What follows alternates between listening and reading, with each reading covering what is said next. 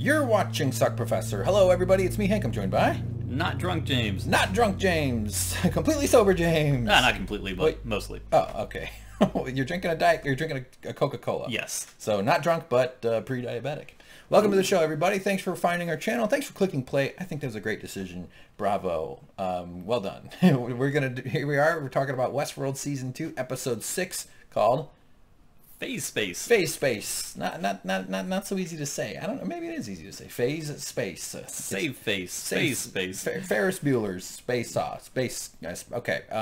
This is kind of a, think of this more of a podcast with pictures than a video or some kind of super detailed, accurate discussion. We're going to get into it. We just watched the episode. I have 500 and something screenshots to go through, and we kind of break it down and we relive the experience, the episode together. If we get some details wrong, correct us in the comments. Yeah, you can keep it polite or not. You know, but yeah, we like respect around here. Yeah, if you're looking for something that's highly researched, that's been written, that's been, you know, practiced and rehearsed and recorded and had multiple takes and things, that's not what this is. Yes, if you want that, you should look at my secret files where I practice asking girls out. Yes, so we record these immediately after the episode finishes airing, so we have no time to do that fun stuff, unfortunately. Yeah, and if I did have time, I would probably half-ass it. Anyway. Yeah. So, Should we get started? Yeah. All right, here we go. Spoilers.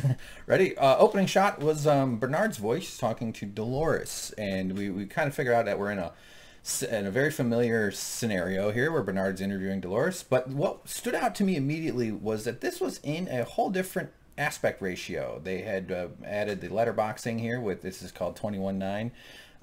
Aspect ratio here, James. Normally it's 16:9, and that was new. I have not seen this yet. So this is a deliberate choice to separate this from something else that will, but it'll make a little bit more sense later, I think, because I was pretty confused about it at the beginning. Not confused, but I just noticed it. So anyway, Dolores is they're having. You want to show like the difference between like that and go to like a much later screenshot to show the contrast between letterbox and non-letterbox? All right. Well, we'll just jump ahead one quickie here to this is.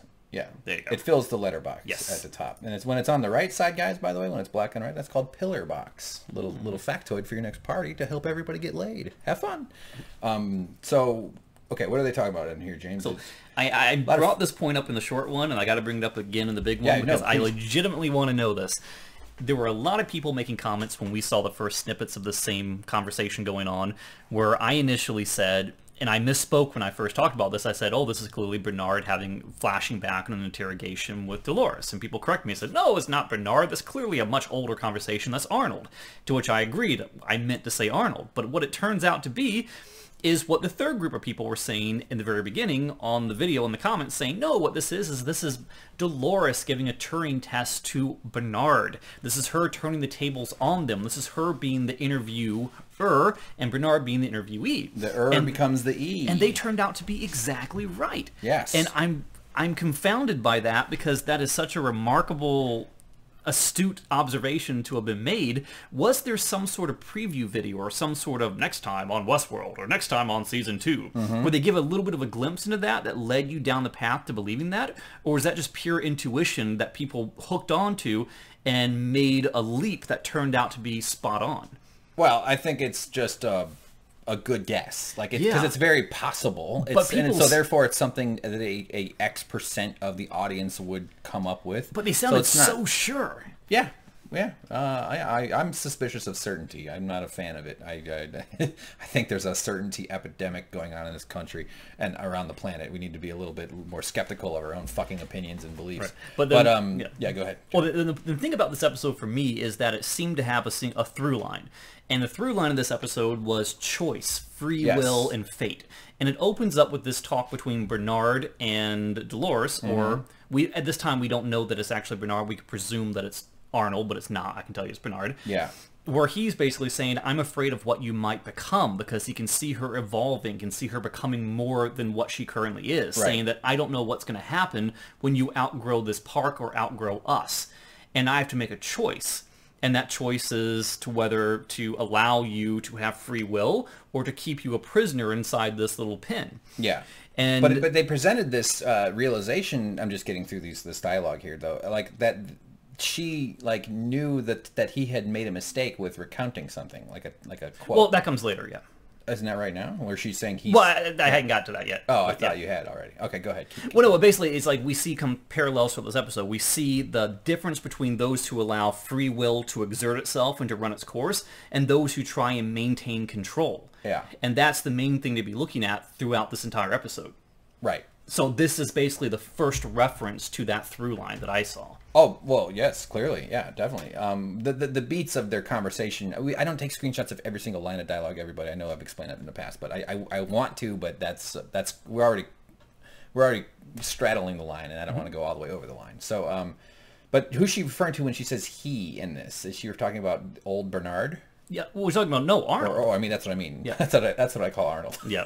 Old Bernard. Original Bernard. Yes. Yeah, and then he's like, suddenly she tells him to shut the fuck up and sit still.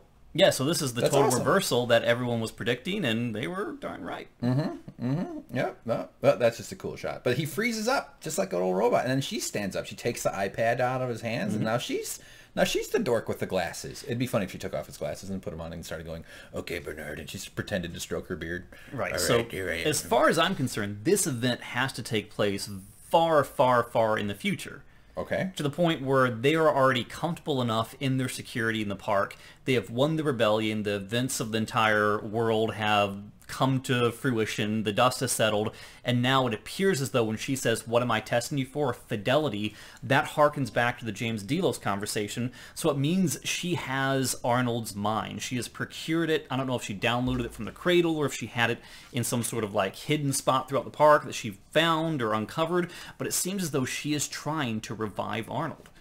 Oh, geez, I don't know where the hell that came from. Well, because they don't do the fidelity tests on normal hosts. We've only seen them do it in the context of James Delos, through repeated interviews. But her notion of fidelity could be slightly different. It could be some other consistency that she's looking for. Because someone explained, some scientists, helpful people in our comments, and more than one person explained it, but that the fidelity they're looking for is like repetition of understanding of the construct, sort of. Like, right? Like how if you answer the same thing over and over, it's proof that the question you're asking is clearly getting at the right concept or something. Right, but they wouldn't be steering off course, because the juxtaposition of this from such a recent episode, only 2 episodes ago, where we saw James Delos being gone through the same thing. Clearly, they're going for the same thread here. I don't think it's clearly.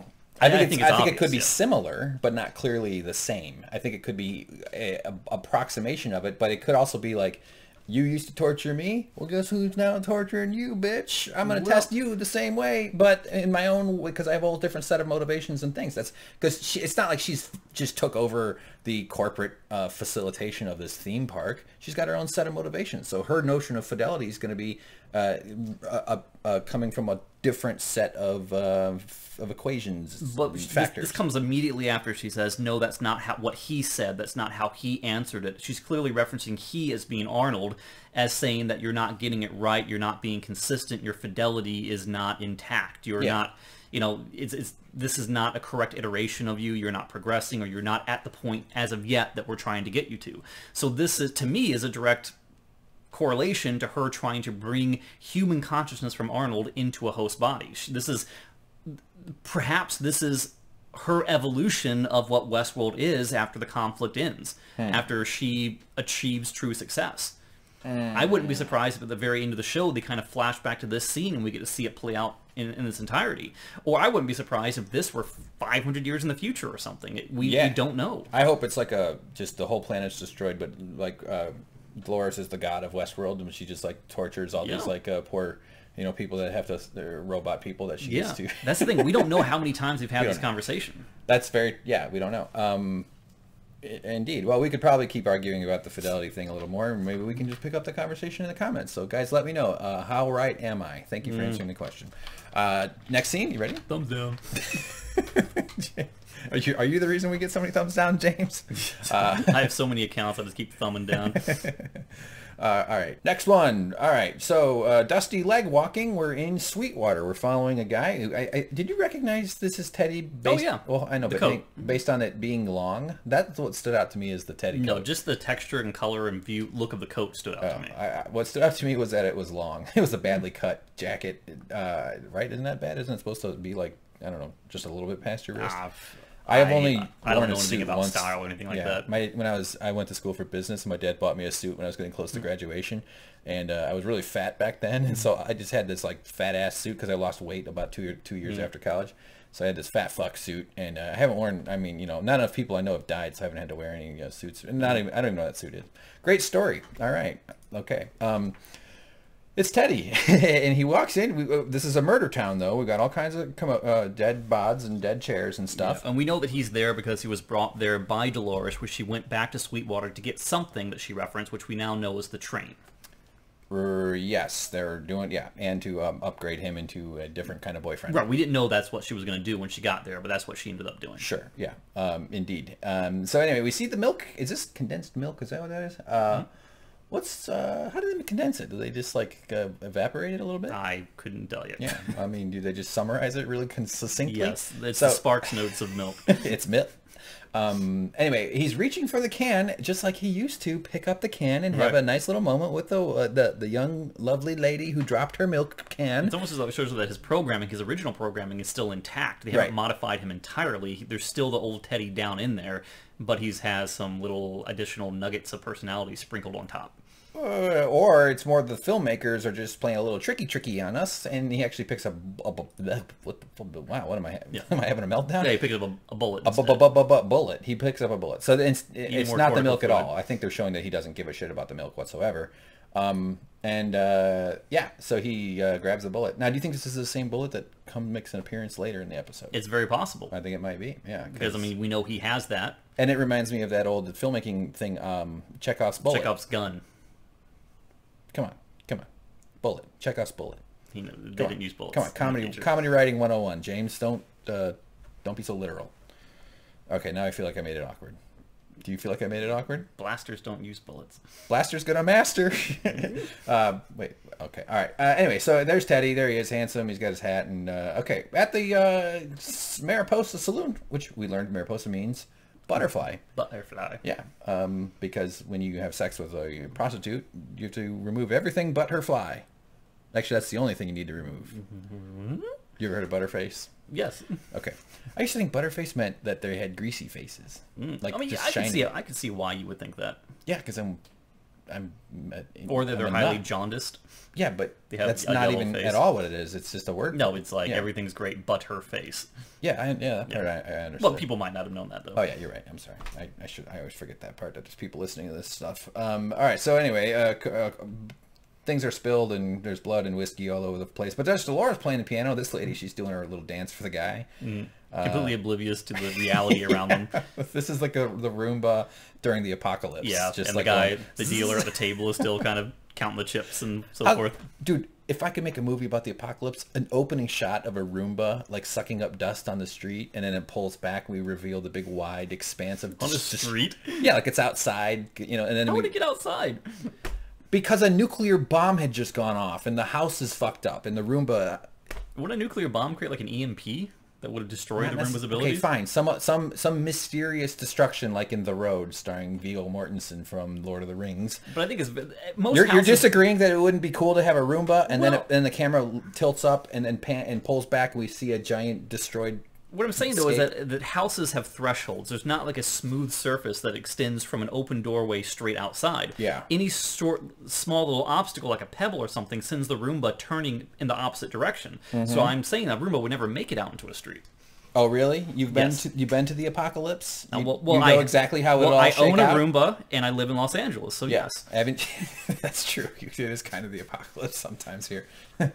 I think what I'm saying is... It makes sense. I get what you're saying, but this is like you watching Transformers going, oh, there's no way that yellow car could turn into a dancing, sassy robot. A little bit of a difference between a dancing, sassy robot and a Roomba. No, but there's no difference in you being so literal about it, all right? That's the second time I've accused you of being literal. How would it get back to its dock? And it's about to die. It's the apocalypse. It's the fight. It just happened. It'd be a funny, and then the Roomba dies. It goes, And then someone comes up and cleans the room and empties it into a garbage can, even though it's a contrast. I don't have to explain it. I mean, I do have to explain it because obviously it doesn't make any sense. So it gets like all-terrain vehicle wheels on it, and just maybe goes it's like over top of the threshold. Maybe it's in someone's living room. Maybe because the walls got shorn off by the impact. The Roomba just happens to be active. It's damaged. Maybe I like that. Yes, that's what I'm saying. And it blasted all the walls into like a smooth glass surface, so the Roomba doesn't know. Like Star Trek caves. Yes. The floors are always perfectly flat. Yes. Okay, all right. She's playing piano. By the way, new people are probably like, why are they, what the fuck? This is not Westworld. Why are they talking about this shit? Why? Bowen, what does that mean? Is that because those other guys had a bow and arrow? And they were shooting them at men, which you can get if you turn that W into an M? Okay, but she's playing piano. She's got bullets on her bandolier Dolores. Stops playing when Teddy walks in because he's so handsome, but he's turned into kind of as I called him in the short one, a loose cannon. Well, this is where we see his personality change. Where he says, "I thought we were going to ride at sunup." He's taking initiative. He's the one issuing a command and being forceful. He's not simply the lapdog of Dolores anymore. Right. Now he's not trying to take over, but he's being assertive. He's assertive, and he has a kind of I want to call him a bad boy. You know, he's kind of got this sort of I don't give a shit attitude right now. Mm-hmm. You know what I mean? He's not trying to please anybody. I guess that's maybe a good way of describing it. The man who wrote the show was built weak and born to fail. So who's he talking about, by the way? Do you know? Himself. Oh, yeah, original Teddy. That's right. Who could he be talking about? Well, that's right. She's just this is her inquiring as to what he remembers and how much he kind of remembers. 10. She goes 1,000, 10,000. You're right. Yeah, there's that song about Teddy. Was built weak and born to fail. That should be like Ford's slogan. Born to fail. Yeah, weak and born to fail. The Ford F-150. Ford 050. It's the first one. It's really weak.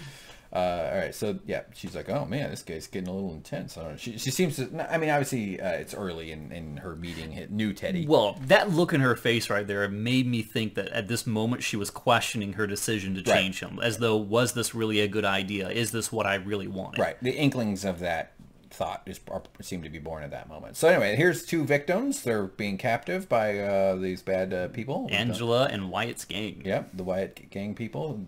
Who, boy, that must be hot. Yep. So we know that the guy in white is Phil, and the one in black is Darren. I'll go with that because I don't know. I have no idea. Yeah, I don't know. Ropey. Yeah, Ropey. Yeah, this is his tie. It's actually he showed up at work wearing that. These nooses. That's a lot of coils. I would say having that around your neck would be mighty a nuisance. Oh, whoa. Yeah. I was going to go with Morphin Power Rangers, but yours was better. Yeah, that doesn't look comfortable.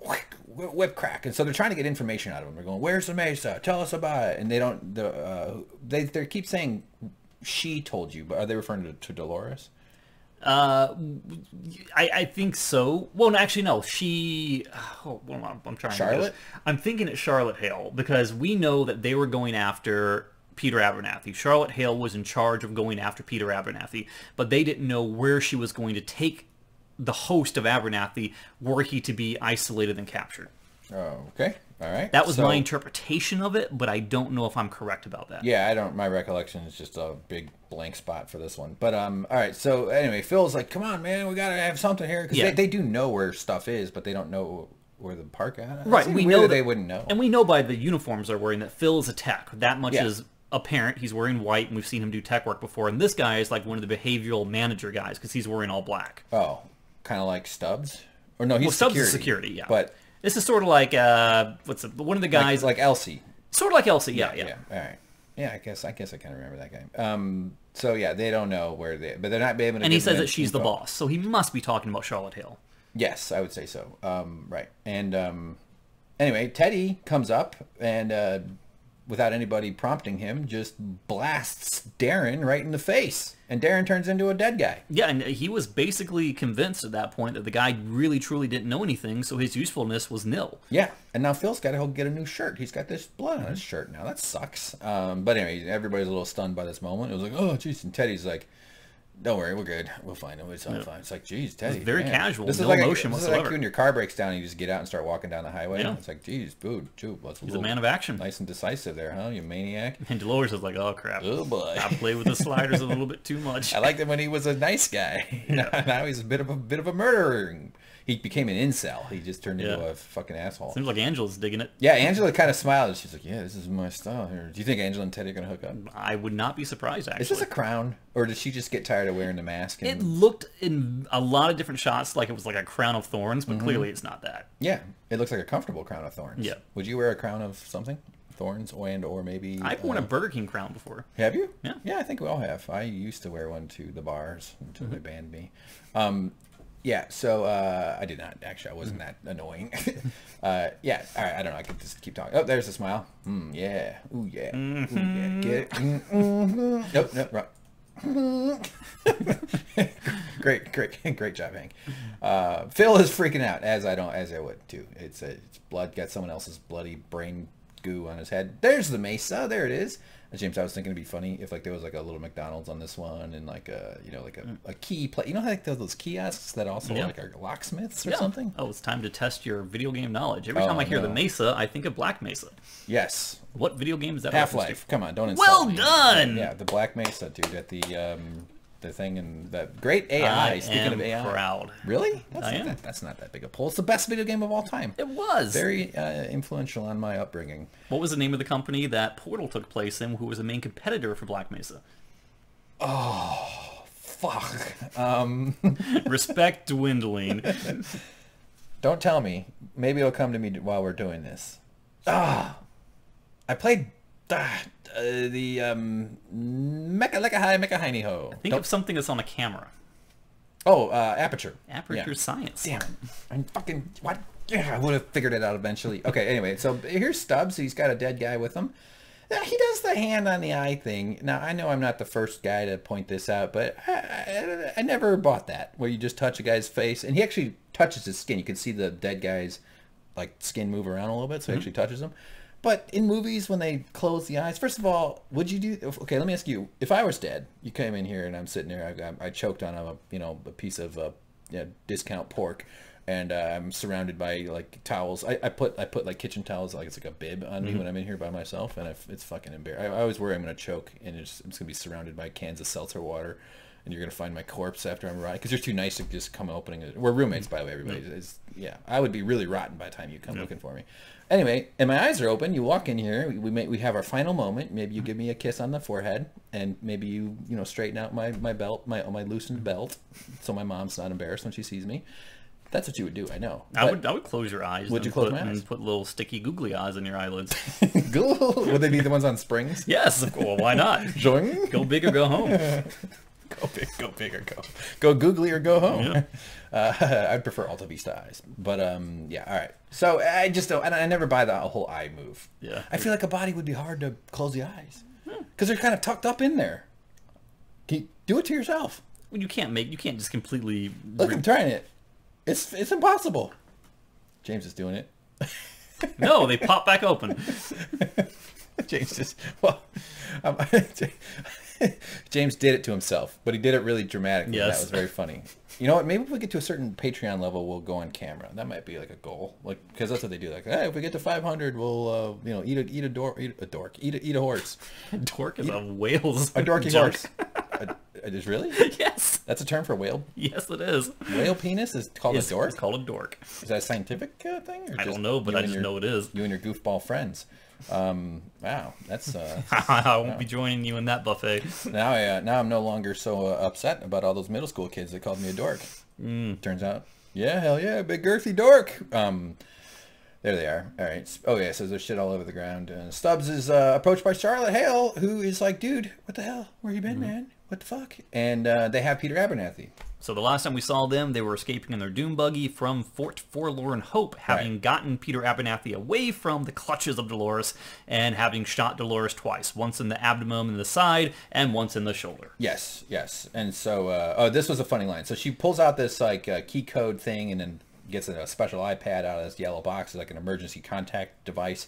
And he even goes like, "What the hell? You were able to get out? You could get help all this whole time, but it's really only for one purpose, to show how valuable this IP is. Right. The help was not going to come riding in a white horse until they knew that Peter Abernathy had been secured. Yeah. But I was saying in the short version that I think that there's still going to be kind of a reversal in the sense that they're going to look inside Peter Abernathy's head and find out at a pivotal moment that what they're looking for is either corrupted by Bernard or simply not there because Bernard transferred it into him. Right. I would agree with that. I think their possession of Abernathy is not as useful to them as they currently believe it is. Yes, yes. And I'm lingering on this screenshot here because this is a jab at him, just basically saying, yeah, good luck on your next review, buddy. You're that's a good point. Like, you couldn't really do a worse job than this. Oh, I mean, it might not even be his fault, but look at Jurassic Park. It happens. Yeah, that's right. That's right. Yeah, did anybody get in trouble for that? I don't think so. Nope, they just got turned into dinosaur poop. Mm-hmm. Do you think the dinosaurs digest skulls? Well, I mean, they kind of... Or are they like owls and they spit out a pellet? Or a pellet? I don't know. Is that what that's called? No, they spit out the bones and it's like all furred up.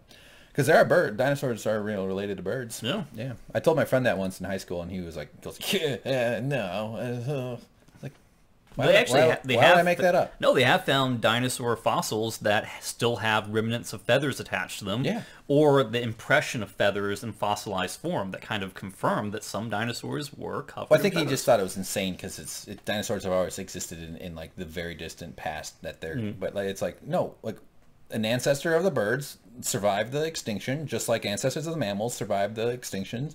And it just so happens that the mammals had better, we work together. Yeah. That's what I was reading. And we have full pallets and we make milk out of our titties. I was reading an article on my local paper last week, and it was talking about, there's a quick aside, it was talking about a family that used to live in a particular house, and it goes, family originally moved into the house in the 1600s, and the ancestors still live there today. I was like, what? Ugh.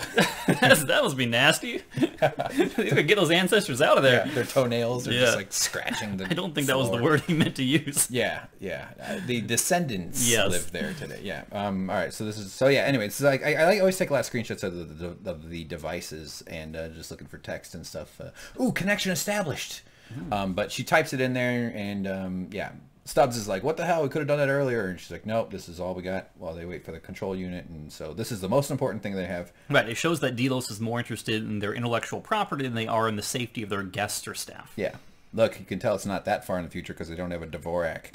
You think we'll ever switch to Dvorak? I think that horse is out of the. Well, I mean, the whole reason for the QWERTY keyboard originally was because people were typing too fast on one that was in a standard order, and it would lock up the mechanisms of the mechanical keyboard, the original typewriters, which is no longer an issue. So maybe. Yeah. Well, Dvorak, for people that don't know, it's DVORAK.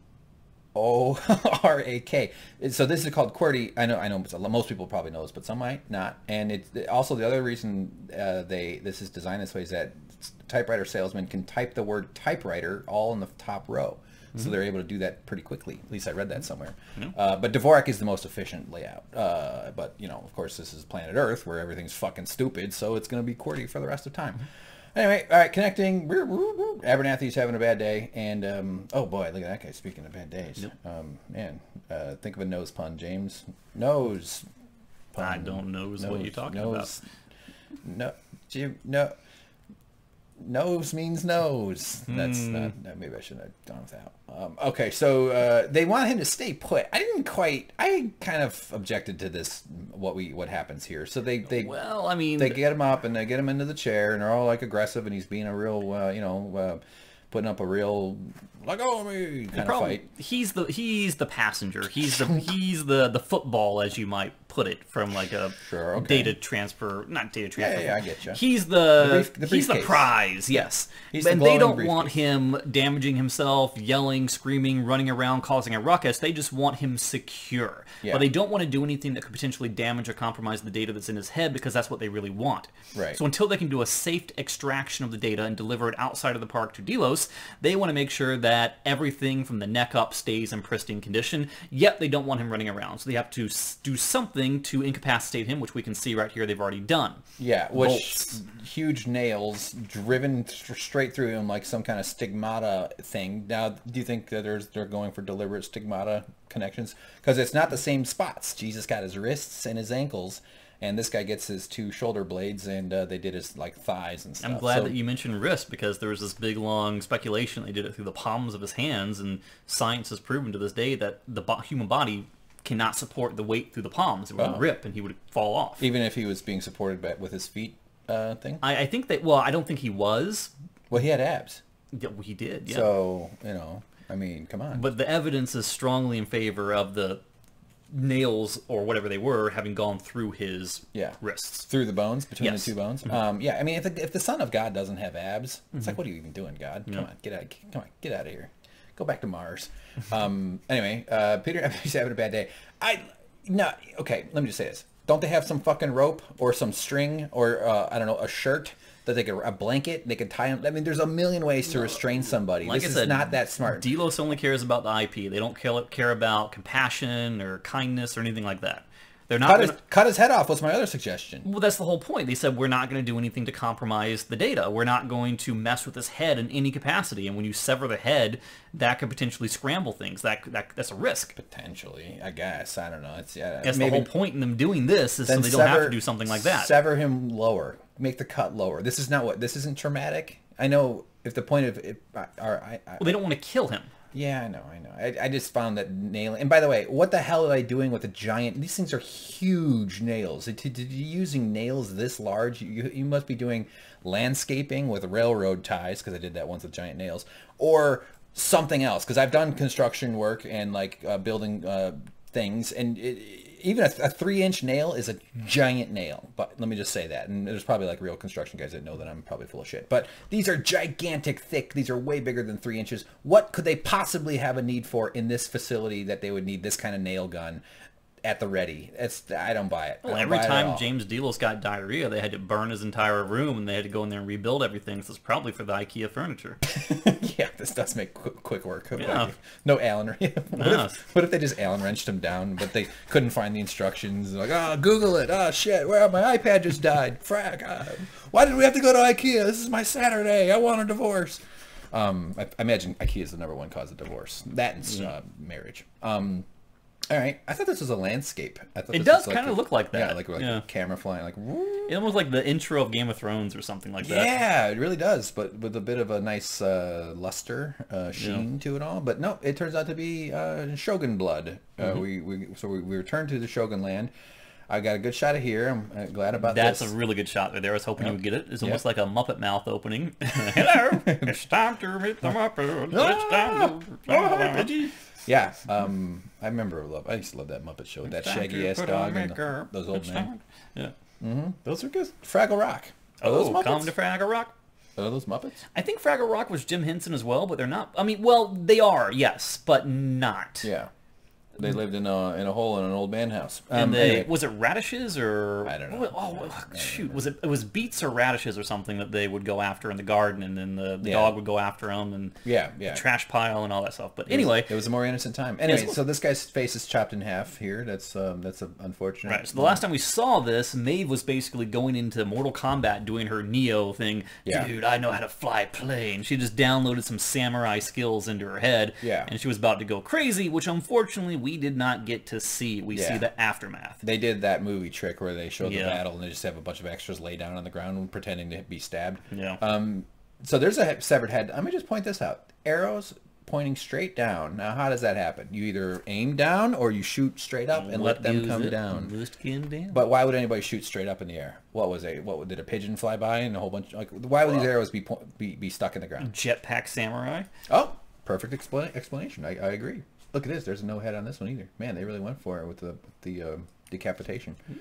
All right. So yeah, more carnage and stuff. But it reveals Maeve is all dead. Look how shiny blood is, or fake blood is. I guess. I wonder if real blood is as shiny. Get on it, MythBusters. It can be. I've seen quite a lot of blood at one time.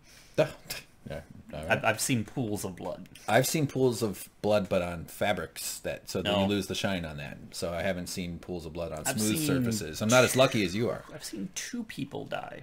What? You saw the moment they died? Yeah. Violently? Very violently. What kind of? Is it? Car wrecks outside of my house. Oh. I saw the guy twitching, and then they come in there, ripped his shirt open, and we're trying to do CPR on him, but then eventually his hand stopped moving, and he was gone. Oh boy! And how old were you? Probably about 7 or so.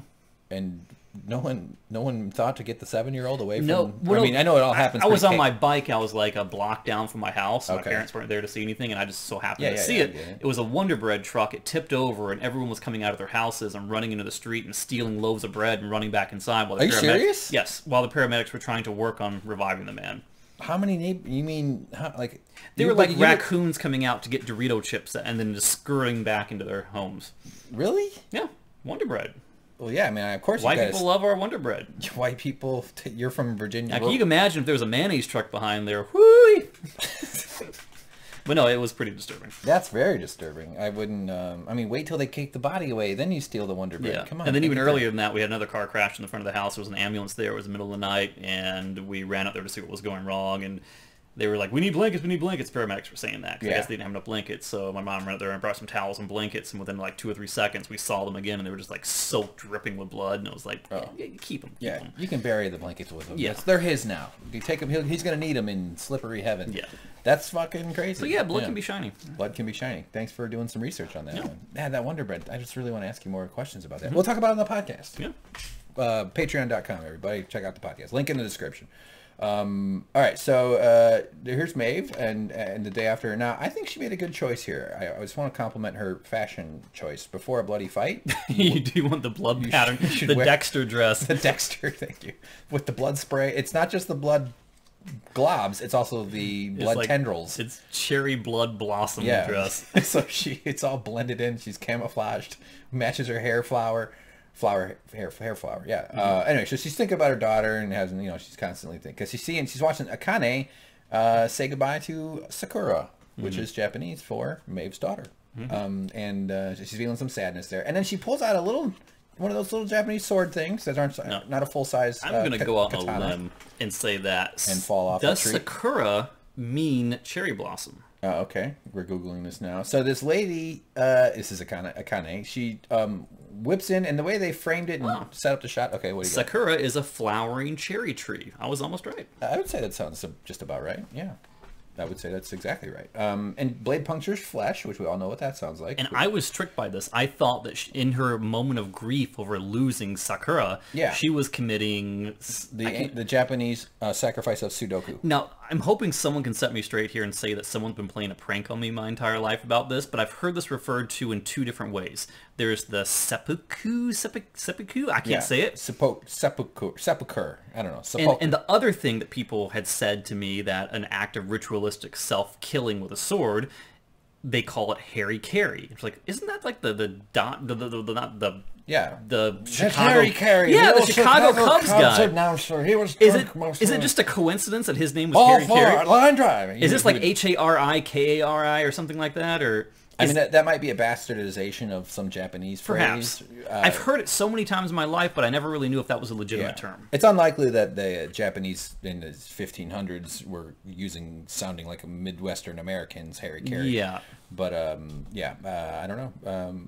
Someone will know. I would like to know the historical accuracy as far as how this is depicted in different movies and stuff, because I've seen this whole thing where they cut themselves, like, my honor, now I'm going to die with honor. Right. But the truth of the matter, though, is that she's not actually doing that. She is puncturing the flesh of Sakura, and she's cutting out her heart. Pulls out her heart. So she sells this on eBay. She gets $400 for it and ships it off overnight, obviously, before the dry ice melts. And I don't know. I mean, so Maeve rips off her sleeve. This is how Link gets all the heart containers after he beats the bosses. Link just he holds it above his head. Like, how do you? Is it possible to cut someone's heart out without making crazed faces?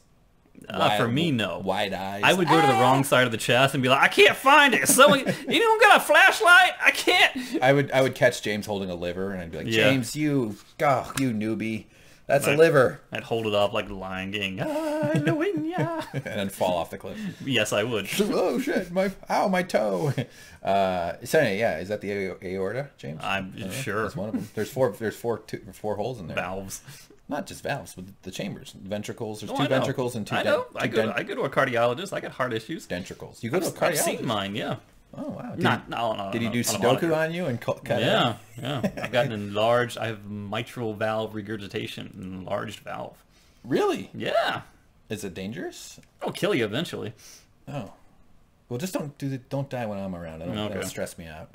That sucks. I'm sorry to hear that. It's very common. A lot of people have it. Yeah. Well, not a big deal. Hopefully you're getting the proper treatment for it. Oh, no. A little yoga and meditation cures everything. I'm not doing anything right. Oh, okay. All right. Yeah. Yeah. James is approaching that stage of life where his body's going to start rebelling, and either you get on board with it or you let yourself die in your mid-50s. Ooh, so you get those pretty much the two options. You either have if you get really unlucky, then it takes you 30 years to die because you have some chronic condition that just fucking destroys your life until you're 85 years old and you're the most annoying old person in your family. All right. Okay. So she gives her sleeve. And they wrap the heart in the sleeve. Yep. That's wearing your heart on your sleeve. Yes. Hey. That's pretty blunt. Who wrote that? George R.R. Martin. And then she listens to it. This is the telltale heart. Because Edgar Allan Poe is her favorite poet. So, I mean, the big question here is this, I'm assuming this is not a robot thing. This must be a cultural thing. What's the story behind it? Is it basically, did the Japanese culture believe that the soul was found in the heart? And in order for the soul to pass over into some sort of afterlife, it had to be taken and burned in some sort of ceremony or taken to some ceremonial place, much like we go to scatter the ashes of our loved ones after cremation. I genuinely do not know. So I would think... like throw it on the roof of the local school. Yeah. Just whip it up there real hard. That's what I would do with it. I like throwing stuff on roofs. Yes. My roof throwing stuff days are over because I would only do it if I owned it myself now because I'm not a rambunctious teen anymore. The weird thing though about when I moved out here is noticing how many rooftops out here are flat because there's so little rainfall. Oh yeah. Because where I'm from, rooftops are like very starkly pointed because you have rain, you have hurricanes, Wonder Bread, snow, Wonder Bread flying everywhere. Yeah. So racism. If you have a flat roof, it's gonna cave in within a year. Yeah, no, for sure. Yeah, you need those flat. Yeah, just because of all the stuff you're throwing up there. Yeah, just from all the hearts, all the bowling balls, all the bowling balls, the fluorescent lights, the squirrel hearts. I'm a very busy man. And then they had this really beautiful Japanese postcard shot. I thought that was nice. Got those flat tree leaf things, and I want to go to Japan so much. Looks just a gorgeous land filled with amazing people. You can get one of those. And let me say a Japanese stereotype, if I may. This is always a dumb idea for a white guy to do on the internet. Super nice. I knew a Japanese guy. He and his dad, he was American, but they were like culturally Japanese too because they were close to Japan. They had family there, so they would go there a lot. And he said that he and his dad would go, and on weekends they would just go to the local train depot and look for foreigners who look lost and help them get to where they're trying to go.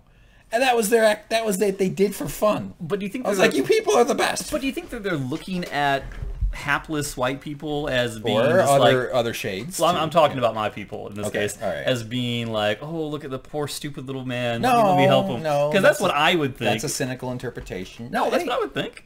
That's very cynical of you to ascribe that potential motivation to this very gentle man. And he was it was a college class. I didn't know him that well, but. No, of course not. You can tell when people need help if they're standing around going, "Oh fuck, we're in Japan." Most of the time when people, because he and his dad spoke English very like he had no accent at all, but they also were both very fluent in Japan, so they were like heroes. They were angels. But when you telegraph that you look like you're in distress, you don't know where you are, you make yourself a prime target for exploitation, for thievery. Yeah, you could throw a baby at him and then which is why if anyone approaches you when you're in a state of confusion, the first thing you should do is immediately attack. I agree. Yep. That's why you should always carry knives in your hair, like Akane did. All right, so speaking of knives in hair, look at this guy. Look at that face. What a nose. I like those Japanese masks that have that crazy nose on them. Look at these strings. Okay, what am I doing? Look at these strings.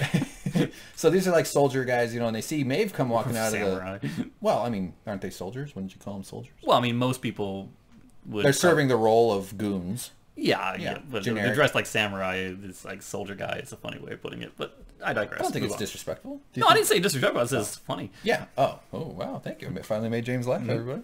You didn't laugh. It's all right. Anyway, so the local people are like, this is... The Lady Wood Shoe. The Lady Wood Shoe. Oh, yeah. Oh, my God. Look at this one. That... You kick someone, you step on someone's toe with that. Ow. That'll spare a couple crickets, huh? Yeah. Man, that's nuts. Yeah. So this is that shot in the town square where all the the barkeep closes up the saloon door and the woman looks outside the window. So they're all like, "Oh boy, we got go back." There's doings afoot. What? You didn't say parasol. Right there. Yeah. You got to call them out. Say it with a Japanese accent. No, I would not do that. Let's not do that. Because I can't. It's not the 80s anymore.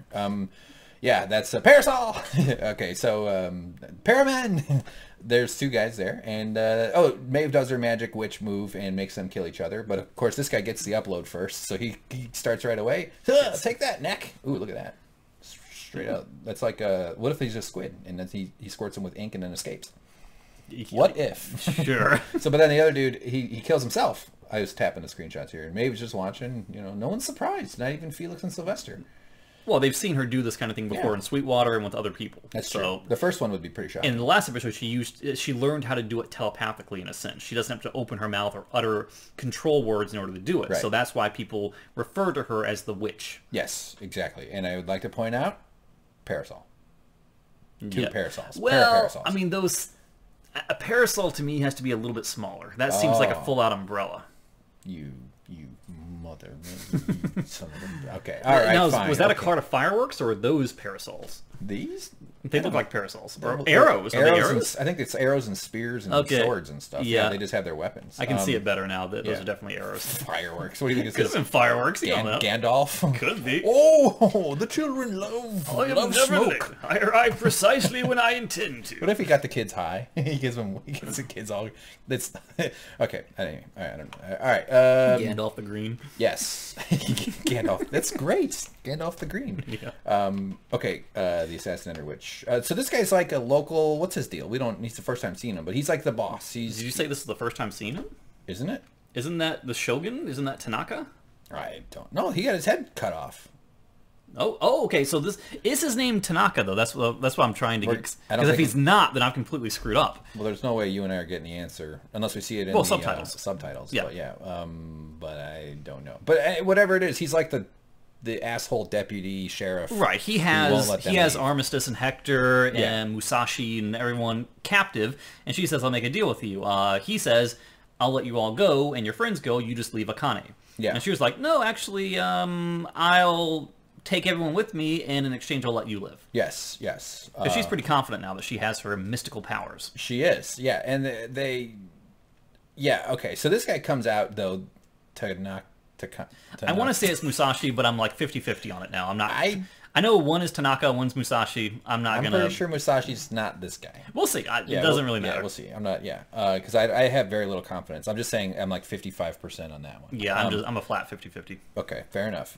So cut out his tongue here. He goes, we don't need him talking. He's being too annoying. And then this guy negotiates his way into a one-on-one battle. Mm-hmm. Now, would you if you were Maeve, wouldn't you just be like, no, I think we're just gonna have she can control these dudes and make him kill. Well, that's a very important part about this episode because we talked in the very beginning about choice. Yes. And about whether someone is free to decide their own fate or to let things kind of play out as they will. Dolores is clearly on the side where she robs people, namely Teddy, of that particular distinction, of that choice. Right. Yet Maeve clearly says here, no, I mean, I could interfere, I could reach out, I could make this an unfair fight, but I'm going to allow fate to decide what happens here. I'm not going to step in and tip my hat for any one of the parties. Right. Which is very important. Do you agree with this move? Would you be her? Would you be this way if you were in her position? this is the more noble way to go. Yes. I would allow it to go the way it needs to go, and if it went the wrong way, then I'd be all like, "Which time?" Yeah. Yes. No, that's what I'm saying. Like, yeah, if her guy loses, just go, oh well, I'm not going to let you kill me, so you're all dead now. Yeah. But there's actually smells a little bit of being like a god playing with lives, like let me sit back and enjoy this fight between these mortals, kind of like the the Roman god Pegasus and the mechanical owl and the Perseus guy and the Clash of the Titans. Clash of the Titans. Thank you. But it's also a sign of respect for their culture and for their people. I mean, he has decided that this is going to be his test of himself. Yeah. So why should she intervene in something like that? Very good point. I got you. Plus, yeah. All right. So we have a nice samurai fight. This was a good little moment. I thought a little one-on-one square off here, and he goes, take that, jerk, and you go, cling, clang, cling, take that sword. Yeah, they're having a nice little moment. Their facial expressions are always funny during action sequences and stuff. So, yeah, so the townsfolk are like, "Oh boy, this is crazy. This guy's over here going, glad I combed my hair." I'd be afraid of like a sword breaking and a shard coming flying at me or something. Have you ever seen that knife sales show? Oh yeah, where he falls, goes, the big guy gets on and goes, looks like we're gonna need surgery 911. Oh, yeah. in the studio. Yeah, there you go. Two idiots, but the tip of it, he's like banging the sword on a table. Yes. Look, search for home shopping, Yeah. like knife fail. I'm sure there's other. Yeah, the guy who appears on camera out of necessity was never intended to be on camera. Yeah, but the dude, he's banging the sword on the table to show how strong it is, but then the tip of it breaks off and it stabs him. Yeah. Like it bounces and hits him in the chest. Like, he's obviously fine. Like, Yeah, but he's out of camera. He's hits writhing on the ground going, ooh, it got me, it gets him. I mean, Yeah. it needed attention, but it's not like it was, it's hilarious. It's so funny. The other guy, okay. All right, so Dragonface, Hector, and Armistice, or Snakeface, as you might want to call her. She is, what are they doing? They're just watching. Yep. And swing, take that face, take that beard, and... You should really be a fighting commentator. I would be good. I should be an MMA guy. Ooh, he got him good. Ow. Then you just like hear me arguing with the waiter about Diet Coke. It's fucking warm. It's fucking warm. I'm the... That'd get on the air. Okay. All right. I'm getting distracted here, James. Oh, yeah. The nice little move where he's not even looking. Everybody likes that move. Now, wait a minute. Why doesn't he just slide his sword down and he's got the win? Just, you know? Well, I mean, it would basically, he would probably push the sword up to counter him. Yeah, I know. I always wonder about swords. Like, do they lock together? Because you see, like, historical battles, the swords have chips in them. Mm-hmm. I don't think they do lock together. But, like, or it always seems to me like they would slide up and down more. Yeah. I would not like to find out. I'd be terrified. Terrifying. I'm so scared of that. I'm afraid of kitchen knives. I'm just glad I'm born in a an sword. era. Yeah, or kitchen knives. Yeah, you should be. They can cut you. So he reaches in and pulls the sword from the other guy's sheath, which seems like a cheap move, but this is immediately after the other guy throws dirt in his eye. Right. Yes. Yeah, so I didn't get a shot of the dirt in the eye. That's too bad. Yeah, so now he's got two blades, so he's double dangerous, or at least it's a whole different fighting style.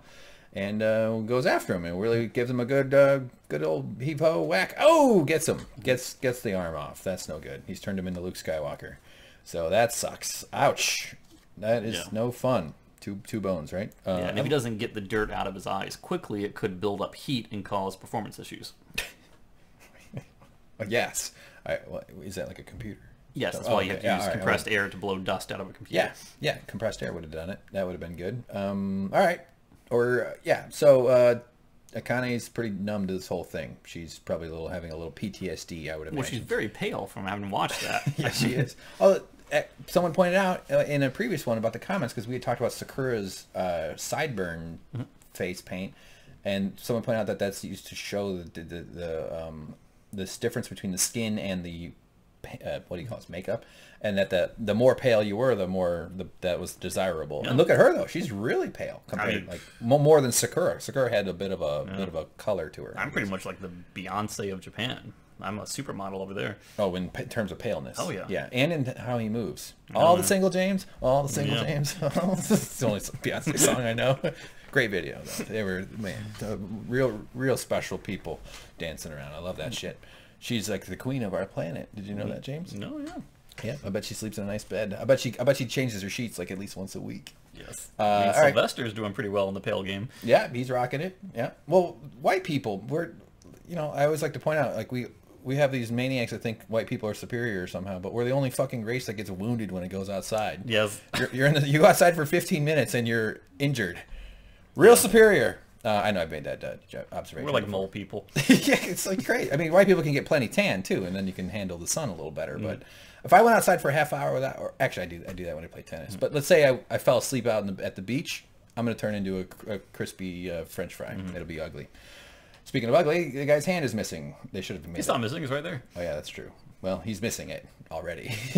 And I thought he was going to chop his head off here. Didn't you? Well, he does. Don't look, boy. But the thing that I don't fully understand here is that it almost seemed as though he was allowing the man to decide his own fate here, to kind of go back to that same through line, where he takes the sword and ceremoniously stabs himself through the gut. But doesn't immediately kill him, but then he goes ahead and takes his head off anyway. So was that a sign of respect, or was that saying, no, you don't get to decide how you go out, I decide. I take from you, you don't take from yourself. Yes. I don't know which way that was going. Right.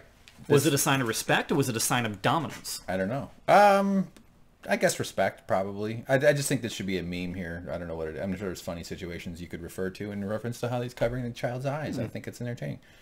but I'm not creative or funny enough to come up with anything on at the moment. Yeah, so yeah, he's sort of threatened. There he is doing the seppuku or whatever, and ow, and there removes the head, removes the hand. He's stabbed in the gut. This guy's having a bad day.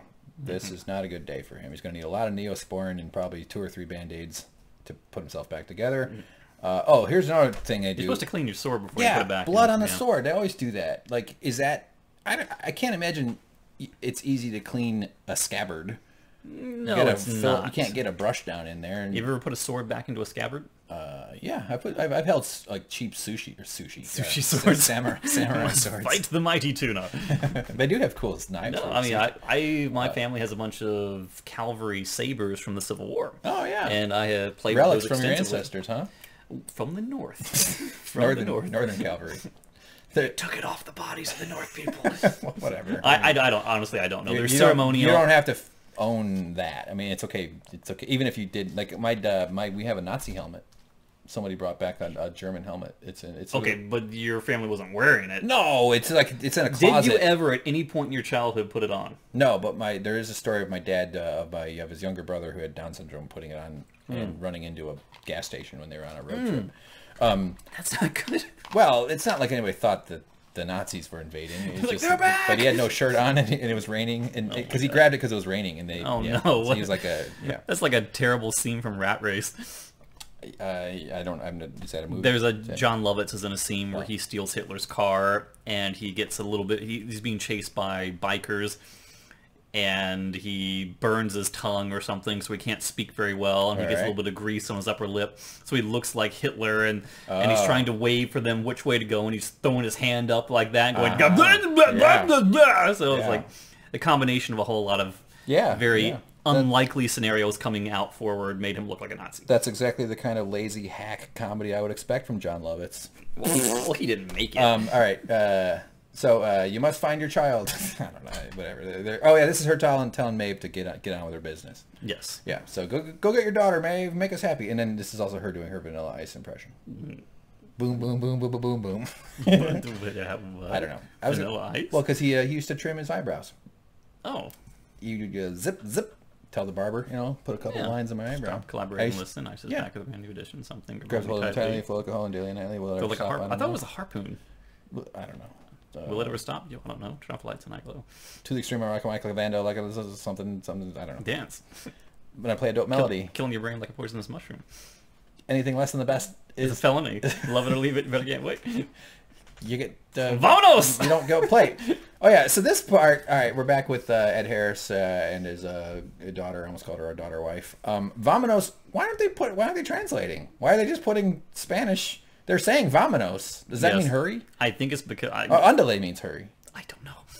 I know. I know I sound really ignorant now, but I'm literally ignorant. I just don't know. I mean, I have heard. I think it means let's go. Like, come on. Yeah. Like, come on. Let's go. Vamonos. I've heard people say it to other people as like a command. So it's, Yeah.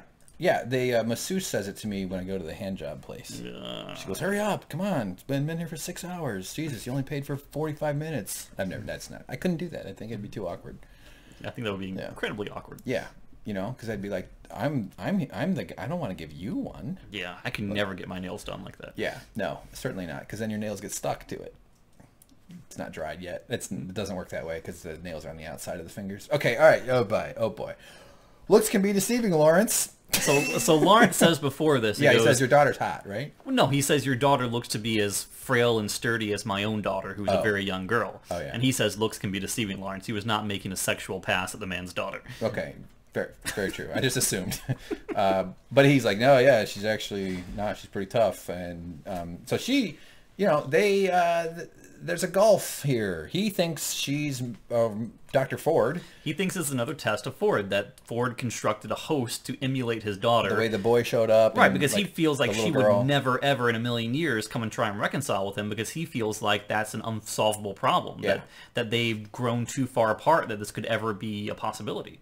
Yes, and she's of course like, oh, what are you talking about, dude? That's insane. Why are you being like that? But he just he continues on as though it's Robert Ford he's talking to. I mean, you can sympathize with this, like his viewpoint here. And it's probably easier to assume that it's just more of this Ford game than he actually has to deal with the overwhelming thing of dealing with this daughter situation because they have a history and it's not like they're not in good standing with each other. I was a little afraid he was just going to pull a little baby Robert Ford and blast her in the face. Oh yeah, I'll show you. I'm tired of your games, Ford. Take that. I'm your daughter. No, you're Ford. Yeah, that's bad. Oh yeah, so this is her. So they're checking on this like broken wagon down, and that's her talking. So this part I didn't fully, completely, 100% understand because his men were down there, kind of looking at the wreckage of. She called it a honeypot. Honeypot, yeah, which seemed to me like a honeypot being something that you put out to lure bears or something, as though. Yes. Yeah, Winnie the Pooh. Yeah. Yes, Winnie the Pooh. But it's I just like how specific that is for you. Well, I mean, like it's something that you put out to encourage people to come and try and loot, so you can then loot them. Yeah. Right. Yeah, you put out something desirable like honey. Yeah. Back in the day, before they invented the rest of society, honey was the greatest thing you could find. Yeah. Think about evolution. You're running around, other than sex, but like you're freaking eating goat marrow and birds you can catch that are eating hyena corpses. I'm obviously making shit up, but and then you find honey, and of course, like nothing nothing great comes without a cost, and you have to take bee stings to get the honey. When I was working on film sets, the truck that carried all the porta potties was always called the honey wagon. Really? Yeah, that's funny. The honey wagon, I like that. I'm just saying that honey was probably a great treat because the fact that we like honey nowadays means it was awesome back in the day, way deep history. So whatever it is, so that but the point here is that she rescues him and his guys. She shoots two of the two dudes that had set the honey pot. It shows that she can hold her own and she's more observant than he gives her credit for. Exactly, well said. Thank you very much. And then there's Ed Harris ducking, going, "Oh, geez, oh man, wow, this is all this." But okay, so Bernard and Elsie wandering down the train here. This is like so we know this is still not the current time span. This is during that 2-week period because we know current Bernard. Last time we saw him, he was in the Mesa with what's his name? Floki? Floki, I like to call him Floki, yeah. But he's from Vikings. And yes, and we know this is not the most recent timeline again, because when we see Bernard approach this very same tunnel with Floki, there is smoke billowing out of it. Right. So right now we do not have smoke. Yes. So, well, I don't know. And they, but this is obviously some sort of access to the, they end up in the welcoming area. Now, look at that, white hat, black hat. Yeah, this is like when Jimmy Simpson shows up with Angela. She greets him in the train station and the welcome center, and they have all the hats laid out, pick white or black. And she says, he says, "Are you real?" And she says, "Doesn't matter if you can't tell, doesn't matter. Does this feel real?" And she starts patting him on the crotch. Yeah, but you're right. This is where the hats are on the wall. This is the welcome center. So Hale, who has now been renamed Elsie. That's the weirdest mistake. You noticed it first. I was like, is this scene originally written so it was supposed to be Bernard and Charlotte Hale together, and they just changed it so it was Elsie, but they didn't tell the subtitle dudes? That's a much less simple explanation than it's just a fuck up. Because I know Elsie's last name is not, I can't remember what it is, but I know it's not Hale. Yeah, it's I'll see you in Hale. Which is that's a very southern way of putting it. Yeah. What the Hale? What the Hale? Oh, Hale. I think it's just a goof. I don't think they. Yeah. I mean, but it's a persistent one. It goes on throughout the whole episode. Yeah, it doesn't switch. Do we know her last name? I can't think of it, but okay, he's googling. All right. Macho fucks are probably loving this. Okay, yeah. So that's her talking about all the violence and stuff. But yeah, here's the globe thing we see at the beginning. We got dead bodies everywhere. This is a table of stuff. Elsie Hughes. Perfect. Not Hale. So that actually adds to it because H, you could get that confused a little maybe. Yeah. It's just slightly more. It's a huge mistake. Way to hew to your principles. Is that a thing? No. When you hew to something, you stay close to. Isn't that a thing? I've never heard that before. It could be a thing. I just haven't heard it. Yep, you're not as educated as I am. You didn't block out blurry naked man. Oh fuck! Oh no! No, you two gods, don't. So, is there any? It's a Westworld shot glass. Is this a it's the gift shop? Gift shop? I don't know. These look like Bernard glasses. Could be. Yeah, I don't think people are pretty standard style. Buying sort of. Bernard glasses. I mean, hard to tell. But yeah, so she loads up the table here, starts working on a computer thing, and she mistakes Bernard for Jesus and tells him to come over. Yeah, Jesus. Everybody makes that mistake. Jesus had Jude Law's hairline. Yeah. So yeah, did you like the cool special effect? Yeah, it's pretty cool. So this is a major part of the episode. Okay, pause on that thought. Do you think eventually these are going to be a thing? These floaty hologram screens? Probably. I feel like they're going to be more annoying than anything. Yeah. Like, because seeing through it, I don't know. Yeah. I'm being very... You're trying to watch like a movie and then your dad comes naked out of the bathroom and his towel falls off. And his wiener penetrates through it like Homer into the bushes. Like Homer emerging from the hedge. Yeah, because you know how most dads walk around with a big erection after showering. Yes. All right. QA has been trying to... Okay, so she's looking at... Let's look if there's anything fun. Okay. Emergency protocols. So while you look for stuff and try and find cool stuff, I'll basically say what's happening here is that she's looking to see what QA is trying to do, as the subtitle says, to regain control. She says they got temperature control. So she said their priorities was getting temperature control, but it also says that there has been something behind the scenes that has been overriding and actively denying access to certain aspects of people trying to regain control. There is a sentient being inside of the cradle being the basically the server bay, the brain of Westworld. Yeah. And it is not supposed to be able to influence the Mesa's infrastructure, but it is outwardly affecting things. It is blocking and inhibiting people from reining control back in. Right.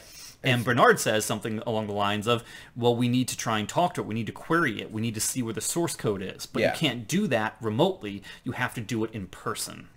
Yes. Well said. Well summarized. And she's really like, oh my God. She's like stunned, just based on her face. It's like something in there. The cradle's fighting back. So... And it seems like they're kind of growing a little bit closer because in their walk up there on the train tracks, Bernard says to Elsie something like, if anyone out there can set this path correct again, it will be you. Okay. Showing that he has respect for her and that she has respect for him. Right. And it seems like they're growing a little bit more comfortable in each other's presence. They may have gotten over the differences they had when she thought that he was trying to kill her. Or he literally choked her out, right? It's been confirmed for me as of the last episode that they confirmed that yes, he was the one who did that. I didn't trust the original flashback in season 1 because Ford was present, and Ford is the puppet master who puts weird things in people's heads. Oh yeah, he's a manipulator and all that kind of stuff. You were rational in that one. But yes, he was the one that did that. All right, let's talk about the cradle real quick because this is my first memory of the cradle, and you said that they'd referred to it or they'd brought it up before. I have no recollection. It doesn't of the cradle sound to me like a new term. I definitely recall references to it. Maybe I'm just losing my mind, but I could have sworn I saw like on the Westworld Delos website, on the floor plans of the Mesa, references to the cradle, mentions of the cradle. I really don't think this is the first time it's come up. It would, yeah. I mean, and I don't trust my memory at all, so I forget everything. So it's very possible that they've talked about it or it's been mentioned in passing, but obviously they're going out of their way to make this a thing, and it's like this powerful server bay, like you said. It's sort of some sort of central computer that they use, but it's distinct from the rest of the system, so it's like we have to go find out what's going on here. Anyway, we'll see more of the cradle later, and ooh, bamboo, it's vegetation. I love bamboo. Do you like bamboo? It's one of my favorite building materials. I think it's just so neat. It's replenishable, it's renewable, it's very strong, it's waterproof. Were you the one who told me about that one species of bamboo? Probably. Someone told me, though, that there was one species of bamboo in the world that grows like 3 feet a day. Well, they all grow really fast, yeah. But this one in particular, if you sit for an hour, you can see it grow. Oh, that's pretty cool. Yeah. That's amazing. You know, like old school bamboo torture? What that was? Torture. Would they tie you to the ground and have bamboo grow through you? Yeah, where they would just like cut it at a sharp angle and just let it slowly grow through your body. How horrific. Jesus Christ, that's gotta be, because it's gotta feel like a touch at first, and then just slowly get...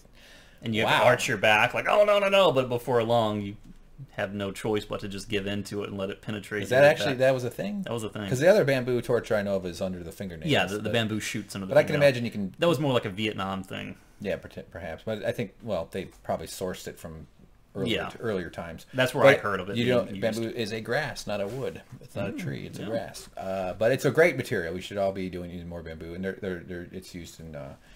They make boards and stuff out of it, cutting boards and kitchen. So apparently Ford can build mountains. Yes. So is this Mount Fuji? I know I didn't confirm, but I do believe Fuji is the big mountain on Japan. I think it's a very mountainous country. There's more mountains, but I'm pretty sure that's Fuji. It could be. Yeah, that's pretty impressive. If that's real, actually in the architecture of Westworld itself, that's insanely impressive. So what do you think it is? If it's not, it's just a projection. It's just a wall thing. What'd you call it? Skybox? Yeah, skybox to reference video game architecture. But yeah. Okay. I'm hoping that's what it is, because otherwise the suspension of disbelief is just too massive to let that go. Yeah. I guess, it could be. All right, so Sylvester and Felix. I don't know. That always make me laugh. But the whole reason they're going to this area, going through Shogun World, is to get to an access point, to get back into the tunnels, to get to the homestead. Yes. Yeah. Look at this little bridge.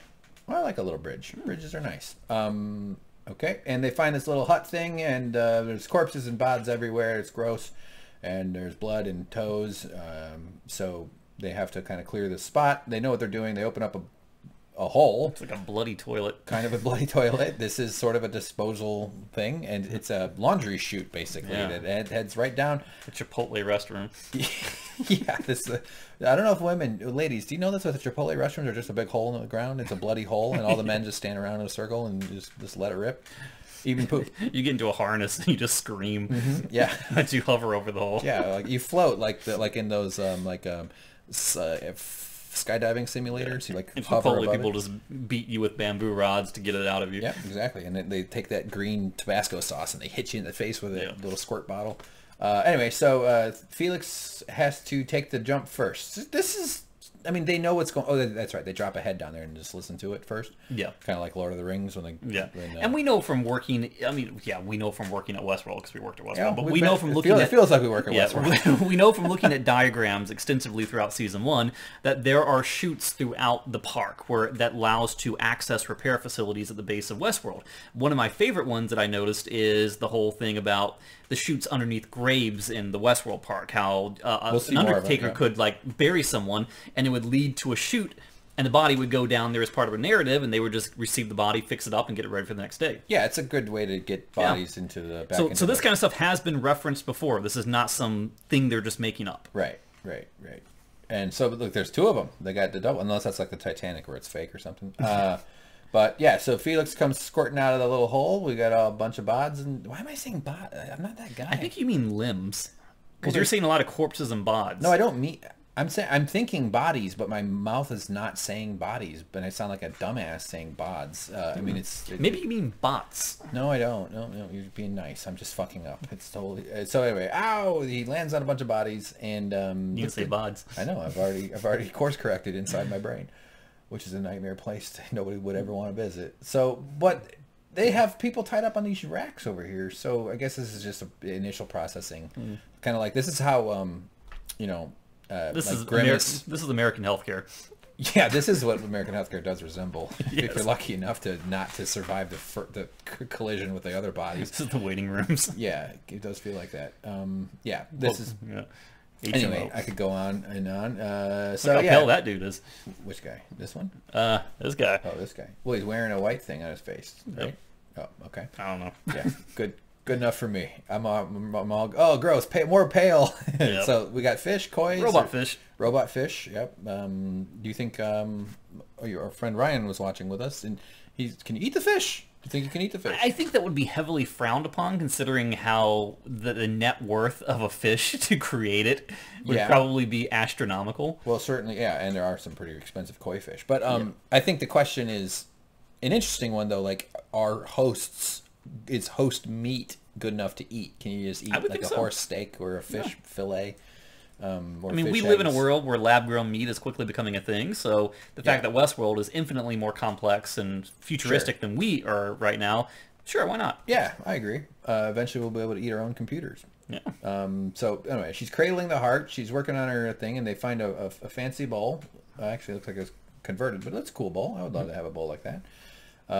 Nice little cups. And she sets oh yeah, this isn't her. This is Dragonface. She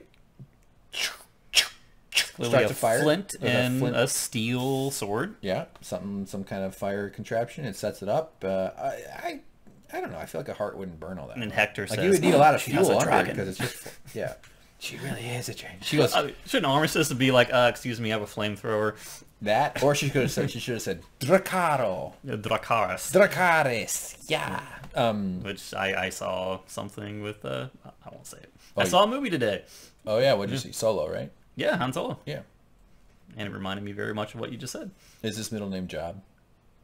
Oh God, it took me a second, but okay, I know that's hack. It's bullshit. All right, we must go. Okay, so who's she talking? I don't know. Are they talking about us making a new what? New society or new Sakura? somewhere. I don't know, whatever. So this is Maeve trying to get him to leave, and they're like, no, we're staying. Cowardice. By the way. Cowardice? Well, armistice. Cowardice. Cowardice is a tin shield, but at least it's some shield. It's better to have a tin shield than no shield. True, true. Cowardice could be Armistice's sister. This is essentially the part where she's asking them to come with her. Yes, but they say, no, we got to stay and fight for our land. And this is yet another part of the show where Maeve directly goes to the through line and allows them, respects them, the choice of allowing them to choose to remain to defend their homeland. Yeah. And like you said, I don't think this is the last time we'll see them. I think they'll come back because this was not a giant pointless detour. But I think it's very important because it shows the difference in Maeve and Dolores. And granted, we haven't seen a lot of what Dolores' intentions are, but the fact that she rewrote Teddy is kind of freaking harsh. So I don't know if it's basically saying that they're polar opposites in that sense, but it does definitely show a current level separation between the ideologies of Dolores and Maeve. It does indeed, yes. I do agree with that for sure. It's not set in stone, though. No. But Maeve is rocking kind of a guru vibe. She's a little bit at ease with what's going on, you know? She started off as like the malevolent character and Dolores the pure innocent one, and now it's completely switched roles. Yeah, it kind of has. I never... I'm not disagreeing just for the sake of it, but I always read Maeve as sort of angry, not malevolent, if that makes any sense. Well, it's like she was sort of just really fierce and determined and ready to fucking... In season 1, she had some scary monologues. Yeah. Where she was like Terminator. Yeah, no, I remember that, but yeah. But it was more of a... The fuel was anger and kind of justice more than malevolence. Well, malevolence towards those who have wronged her. Yes, exactly. Yeah, just like justifiable malevolence. Yeah, I'll put it that that's way. what I'm going to be like at McDonald's tomorrow if they're closed because of fucking Memorial Day. Yeah, maybe I shouldn't have said that. I don't mean. I'm not trying to denigrate the soldiers' sacrifice. All right. Why are you kneeling right now? I'm I would be. I would stay kneel. in the if I were locker room. Actually, yeah. No, I don't believe any of that crap. Don't worry about that. I would kneel. I would fucking kneel. I kneel at all sporting events because I can't afford the seats. Lost my contacts. Yeah, because. All right, so we got a boot, and someone's taking off their foot. That's Emily. Is not taking off her foot. Well, whatever. It's a boot is kind of like a foot, isn't it? Wouldn't you all be lost without it? And yeah, so this is mom and dad, or daddy and daughter, having a nice little convo. He's taking a swig, and she's like, "Oh, you're drinking in here, huh? Oh, you drink here, not the real world. Oh, glad to see you can still tell the difference." Wow. So this is a really important scene where he finally comes around and acknowledges that this is really his daughter. This is not, he's trying to understand her motivations for coming to the park. Yeah. And like what she called, this is what I don't understand. Charlotte Hale sent a message to Emily with a gauntlet invite. Yeah, do we know what that is yet? Gauntlet is a word. We know in a medieval sense, a gauntlet, when you run the gauntlet, you're trying to survive by going through a trial of combat. A series of physical obstacles of events. Sort of like American Gladiators, basically. Run the gauntlet. In the video game Gauntlet, you go through the different things with you shoot the guy. Yeah, so I don't quite know exactly what this is. It does give a little interesting nuance. Maybe there's something on the Westworld website where someone will know what the gauntlet invite is or what it entails. They can kind of fill us in, but I do not know as of right now. Coupling it with the word invite makes it sound like if I had planned like a weekend of activities and I was like, guys, we got a gauntlet invite. Come on out. You come on Saturday, we do an escape room, then we have an orgy, then we go make ribs, then we go to the playpen and look for Band-Aids at the bottom of the ball pit. And we do a bunch of fun stuff and sleep over, build a fort. Yeah. So feed some homeless people. So the context of this whole thing is that the Man in Black, William, has not had a lot of contact with his daughter because the daughter blamed him for the suicide death of her mother, his wife, which she always took very hard. Yes, and it's probably a safe bet that he wasn't all that involved a dad. I just don't get the sense that he would. He was looking for answers to his own life's puzzles inside the park more than he was interested in attending to his own family. It seemed that way. Yeah, that's what I would bet. It was the case. She's saying that. Yeah, it was fun to go back. Oh, then she did this. Well, before the elephants thing, I think. Well, basically, the Man in Black says, "Oh, I remember when you were a little girl at the Raj, you were terrified of the elephants," and she kind of gets a little bit upset and says, "No, I love the elephants. Mother was the one who was afraid of them," as if to say that were so distant from us that you don't even your memories of us aren't even genuine. Yeah. What if he said like, "Remember when I got you pregnant and you had my daughter?" Yeah. No, that was mom. But yeah, that's exactly right with the elephant thing. I'm just trying to remember. Okay, and then she makes them very uncomfortable. Yes, this is what I was trying to get to. She refers to... I actually really like this because I've never been a father. I hope I never become one. But I know that men who have daughters have to face the truth that their daughters will become sexual beings and will have other men involved if they're straight, or other women if they're whatever. But that's a hard thing for a lot of dads to get their heads around. That some other, possibly several, possibly more than several other penises are going to be doing various activities with your daughters, hopefully with her consent, obviously. But you know, men have to reconcile with the fact that their daughters will become horny. If you were a father, would you feel better knowing that they were robot wings going after her? I mean, most healthy men know that. Or I mean, we don't know if which way maybe she goes both ways. Maybe it's not just wings. Certainly could be. Yeah, it could be. What would be your word? That's the opposite of wings. Swangs. Sure, we'll go with that. Butterfly. Mariposa. Mariposa. Yeah, sure. Mariposi. Let's not do that. Mariposi. Okay. So she is making him as uncomfortable as you're making Bloomin' Onion. Man, it's been a while. Okay. If you've not. Where are we going? I remember meeting, like, I haven't had a lot of girlfriends. I've only met one father of. I was a late quote unquote bloomer with sex and girls, and so I didn't have any girlfriends in high school or anything. But in my 20s, I did have. But I remember being like, man, this guy knows I'm banging his daughter. It must be fucking weird for him. But like, he was a nice guy. So I'm sure that like it's not the worst thing to happen to your daughter that she has a fulfilling sexual life. Okay. So she rubs it in his face, though. Yes. Yeah, so she very eloquently put it. I just appreciated that she knew she could kind of put him on edge by bringing this up. I thought that was actually tactically smart, but also kind of like a nice little come-up. It's like, hey, you weren't there during all my years, so I'm going to let you know that I've been banging some dudes. But it basically shows that they still have the father-daughter relationship because he's very uncomfortable by that, and she's able to put him in a position where it very clearly shows the relationship is still there. Like, what's he supposed to say? Was it good? Was it any good? Did he get you water afterwards? Yep. My move, I like to get water. I like to hop up. And I usually feel pretty proud of myself for a moment, and then I go get water, and I'm like, all right, we're good. I mean, he could have really turned the tables on and goes, I did all the motion capture for those pleasure bots. Yeah. She was like, ah! the motion capture. He's got a ping pong ball on his face. So anyway, made it all the way.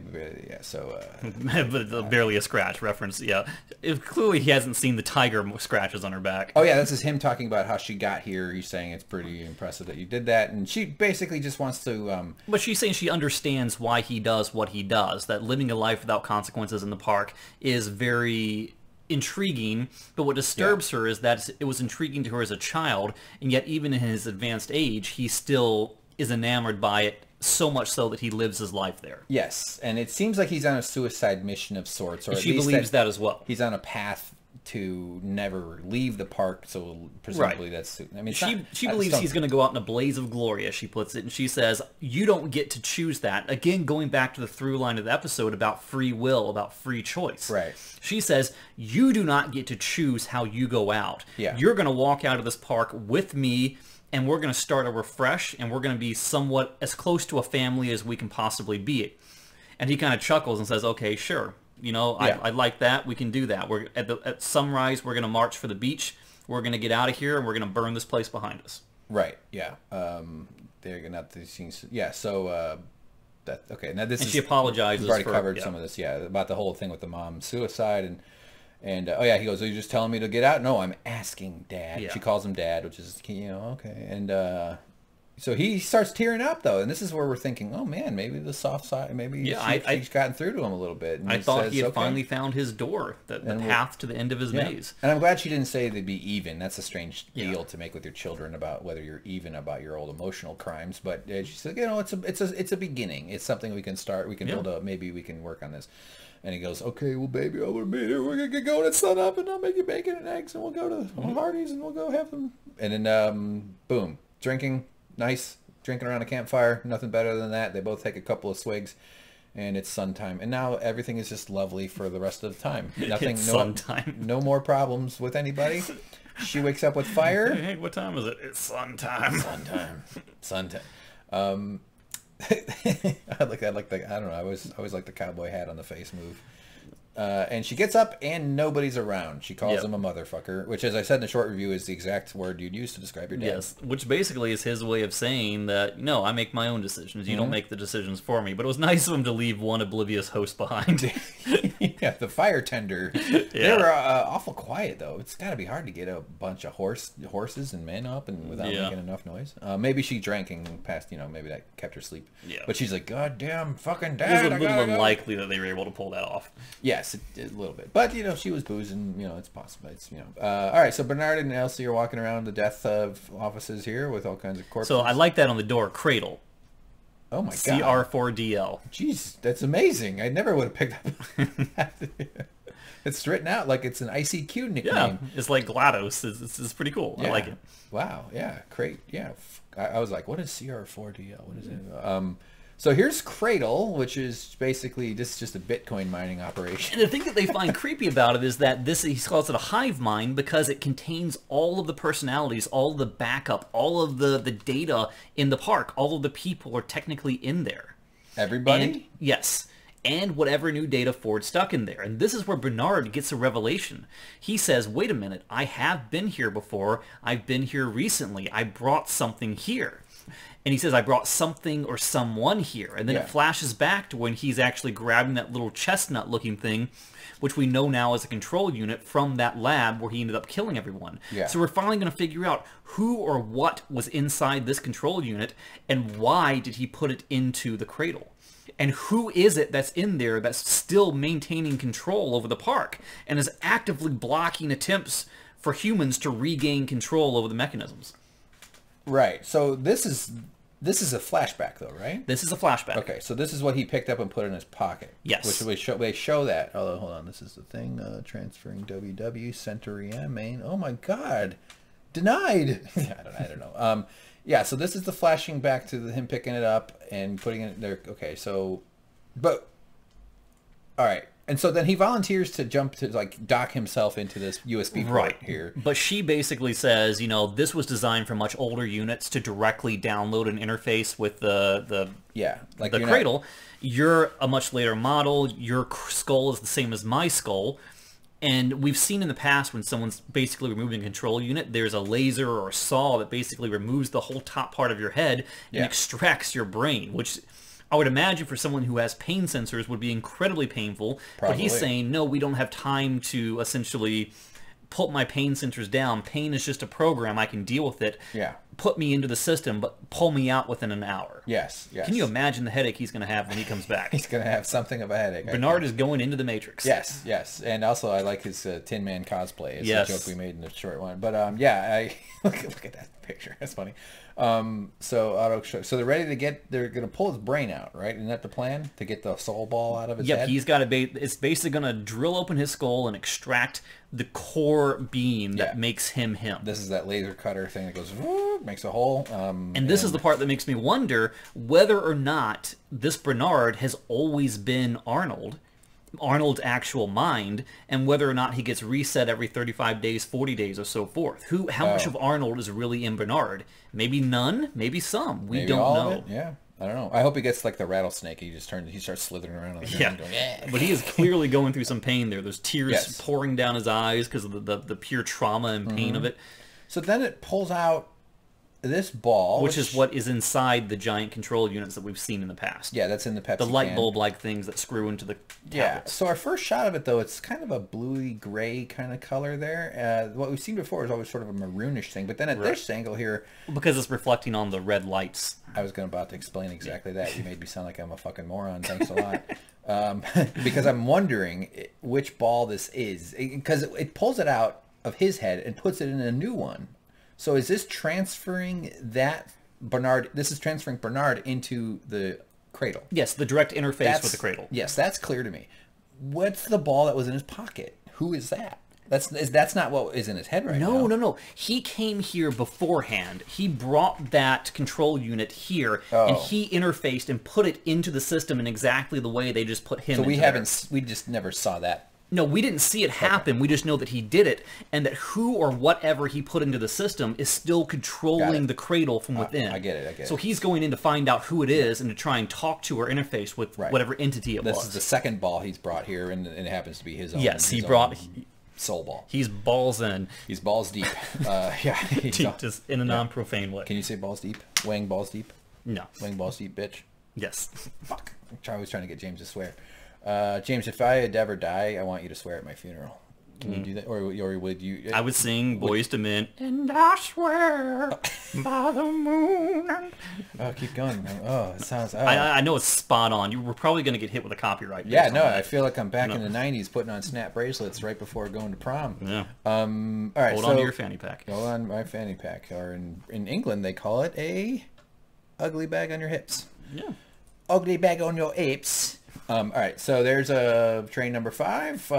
Somebody's looking out the window. Bernard shows up. Okay, now we're back to the aspect ratio, 21:9, although I don't know if it's not exactly that. Sometimes it's a little bit different depending on what they chose, but it should be 21:9 here, and this is that more widescreen thing. So we're in... Now, what is this, though? Is this his future? Is this his past? Is this a memory? Because what it is... Oh, motherfucker, damn. I did see those while we were watching it. I thought, like, I'm going to get James later. Yeah, so, but what, okay, so it's basically him arriving as if he's a visitor, sort of. But the fact or a host showing up for work, because this is also how Teddy used to show up to work. But it makes you wonder, though, whether or not the interview that we saw in the beginning was actually from the far future, or if it was within this sort of Matrix cradle realm. Right. Which is denoted by the letterbox. Right. Is this all happening within the phase space? Oh, yeah. And what is... I mean, phase is a word that means... transition. Transition or gradient or, you know, like phase change between ice to water or Set you your know, solid phasers to Chekhov's bullet. Yes, exactly. Set your phasers to fun, right? Yeah.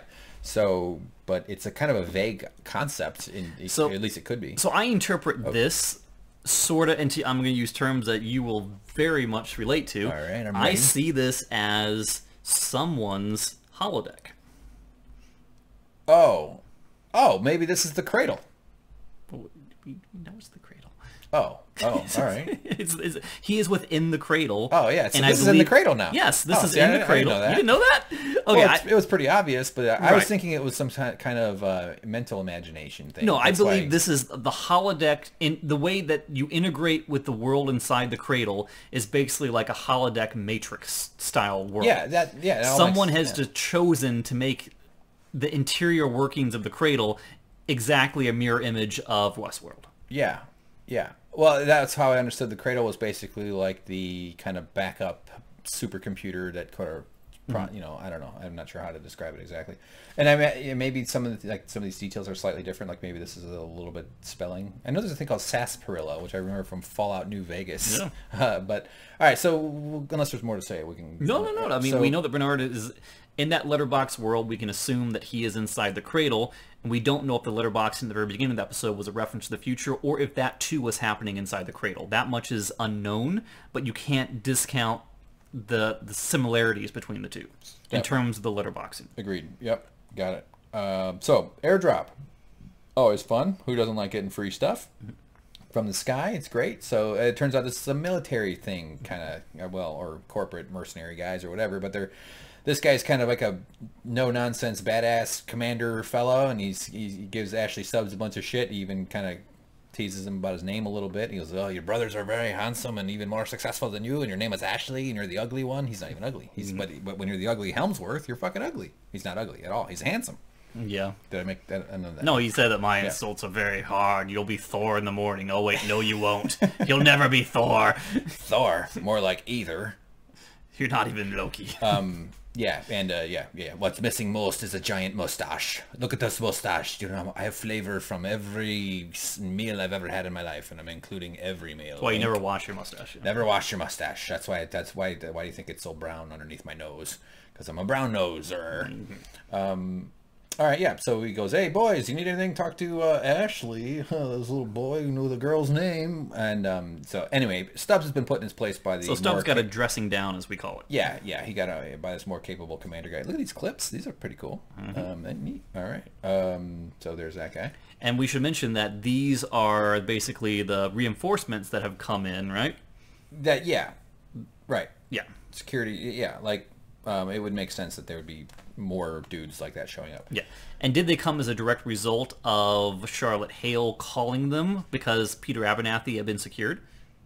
Oh, these are the guys who were not going to show up until the payload had been secured. We don't have proof of that, but I would bet that that's true. Yeah. That sounds right. Good connection. Because he comes in and immediately says, "We're Charlotte Hale." He wants to talk to her. Yeah. And Stubbs says she's securing things down with Abernathy down in the basement level. It's like she ordered up an Uber, and this is the Uber. Yeah. All right, I'm here. You called? He's greeting them. Yeah. But they're really there for Hale and Abernathy. Yes, to do the extraction, apparently. So, all right. So we got a field of scrubs and whatever.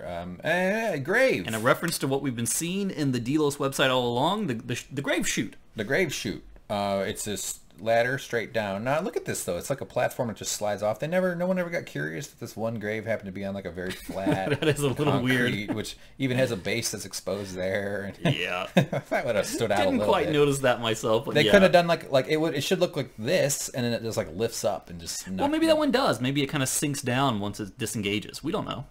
Yeah, if you've ever dug a hole, you know that's not that quite. It's possible. I guess it is the future. But look, it's all concrete and shit, and underneath here, I don't know. I doubt that there's any sinking down. But I get you. Good try. What is this? Westworld. Anything's possible. No, you're very true, and it is the future, and it's sci-fi magic. What is that? Is that Han Solo falling off? Yes. Who is that? Is climbing down or I don't know. Going down. Someone's going down. Maeve is already down there. She's holding a sword, and so anyway, oh, this is them emerging. Yes, Maeve was not down that hole. Well, she was. Well, not the hole that you saw, not the bunker that the mustache guy was near. No. Oh, no. Yeah, down this particular one. They're climbing out of this hole to get to the homestead area. Yeah, this is the Goonies looking up the well. Yeah. Goonies! Yeah. Yeah, you know that movie, right? Oh, Goonies never die. They only become music. What is that from? That's the slogan for the Goonies. Goonies never die. I just like the Asian kid with his belt. Yeah. All right. So there's Maeve, and she comes out and she's quavery breathing. We did have a little discussion. I don't know what quavery means. Is it a play on quiver? Is it its own word? Is it duck sounds? What is quaver? Quave? I don't know. Quave. What is glaive? Isn't it like a glove? Well, a glaive is... Or a weapon? A glaive can be a weapon. What's a greave? A greave is... a fancy glove. No. My greaves. No. Oh, all right. A greave is armor that is worn on your shins. Oh, shin guards. Yeah, I knew that. Oh, fuck sorry, my chair, guys. Yeah, sure. I like it. Like soccer players wear. You know what you call armor that's worn up here? Thigh greaves.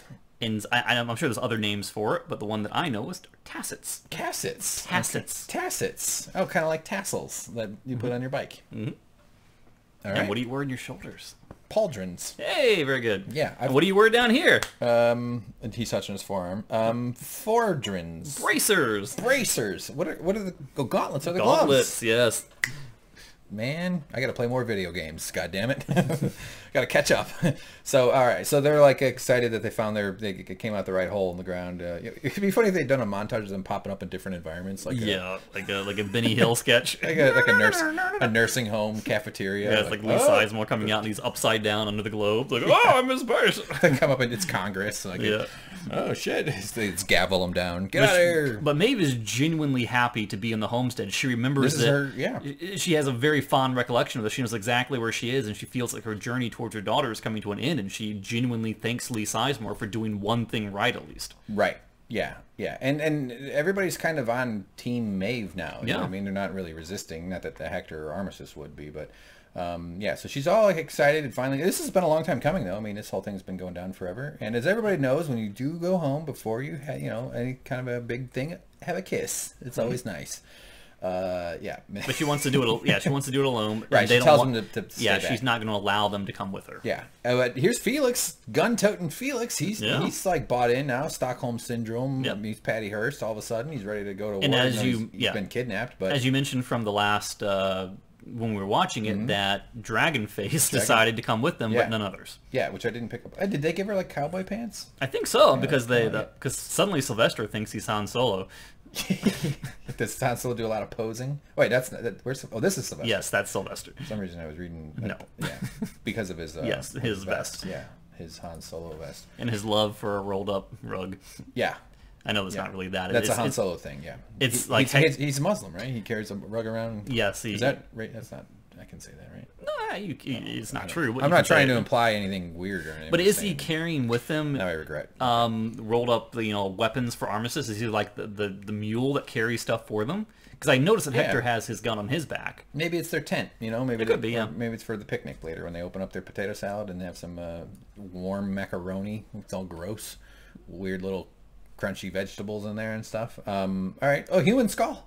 No, it's not. So fellas on horses, and this is Man in Black and Lazazo Lawrence. So this is where they've gone when they left Emily sleeping at the campsite. So they've kind of headed on their own. But an ominous sign is a tomahawk in a tree. Never a good thing. And they see it and they're like, oh crap, this is no good. And so all of a sudden arrows start flying. Ooh, right there, right through his trapper keeper. He's done. Ghost Nation means business, but I don't believe, if my read of the Ghost Nation's motivations and intents here is correct, that they would not harm the Man in Black. They would kill hosts, but they wouldn't necessarily harm the Man in Black. Right. So either this is a misreading from the Man in Black not understanding what the ghosts are up to, but I would bet that he understands what the ghosts are up to more than we would understand. We know, because he was so instrumental for so many years with the park. But I think he knows that they're dangerous to him because he knows that they don't work for him. They work for his arch rival. I would argue that he does know what the ghost's original intent was, but I would argue that he does not know what the ghosts have since become at the behest of whatever control unit was put into the cradle that's now controlling the shots and is now presumably controlling the Ghost Nation. That's very rational. Yes. Okay. Could be that too. All right.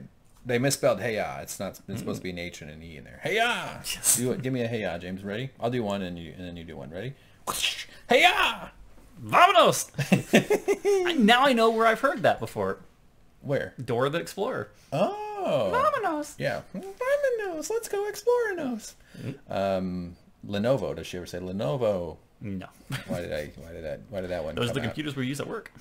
I gotta censor myself a little more. You use Lenovo? We use Lenovos, yes.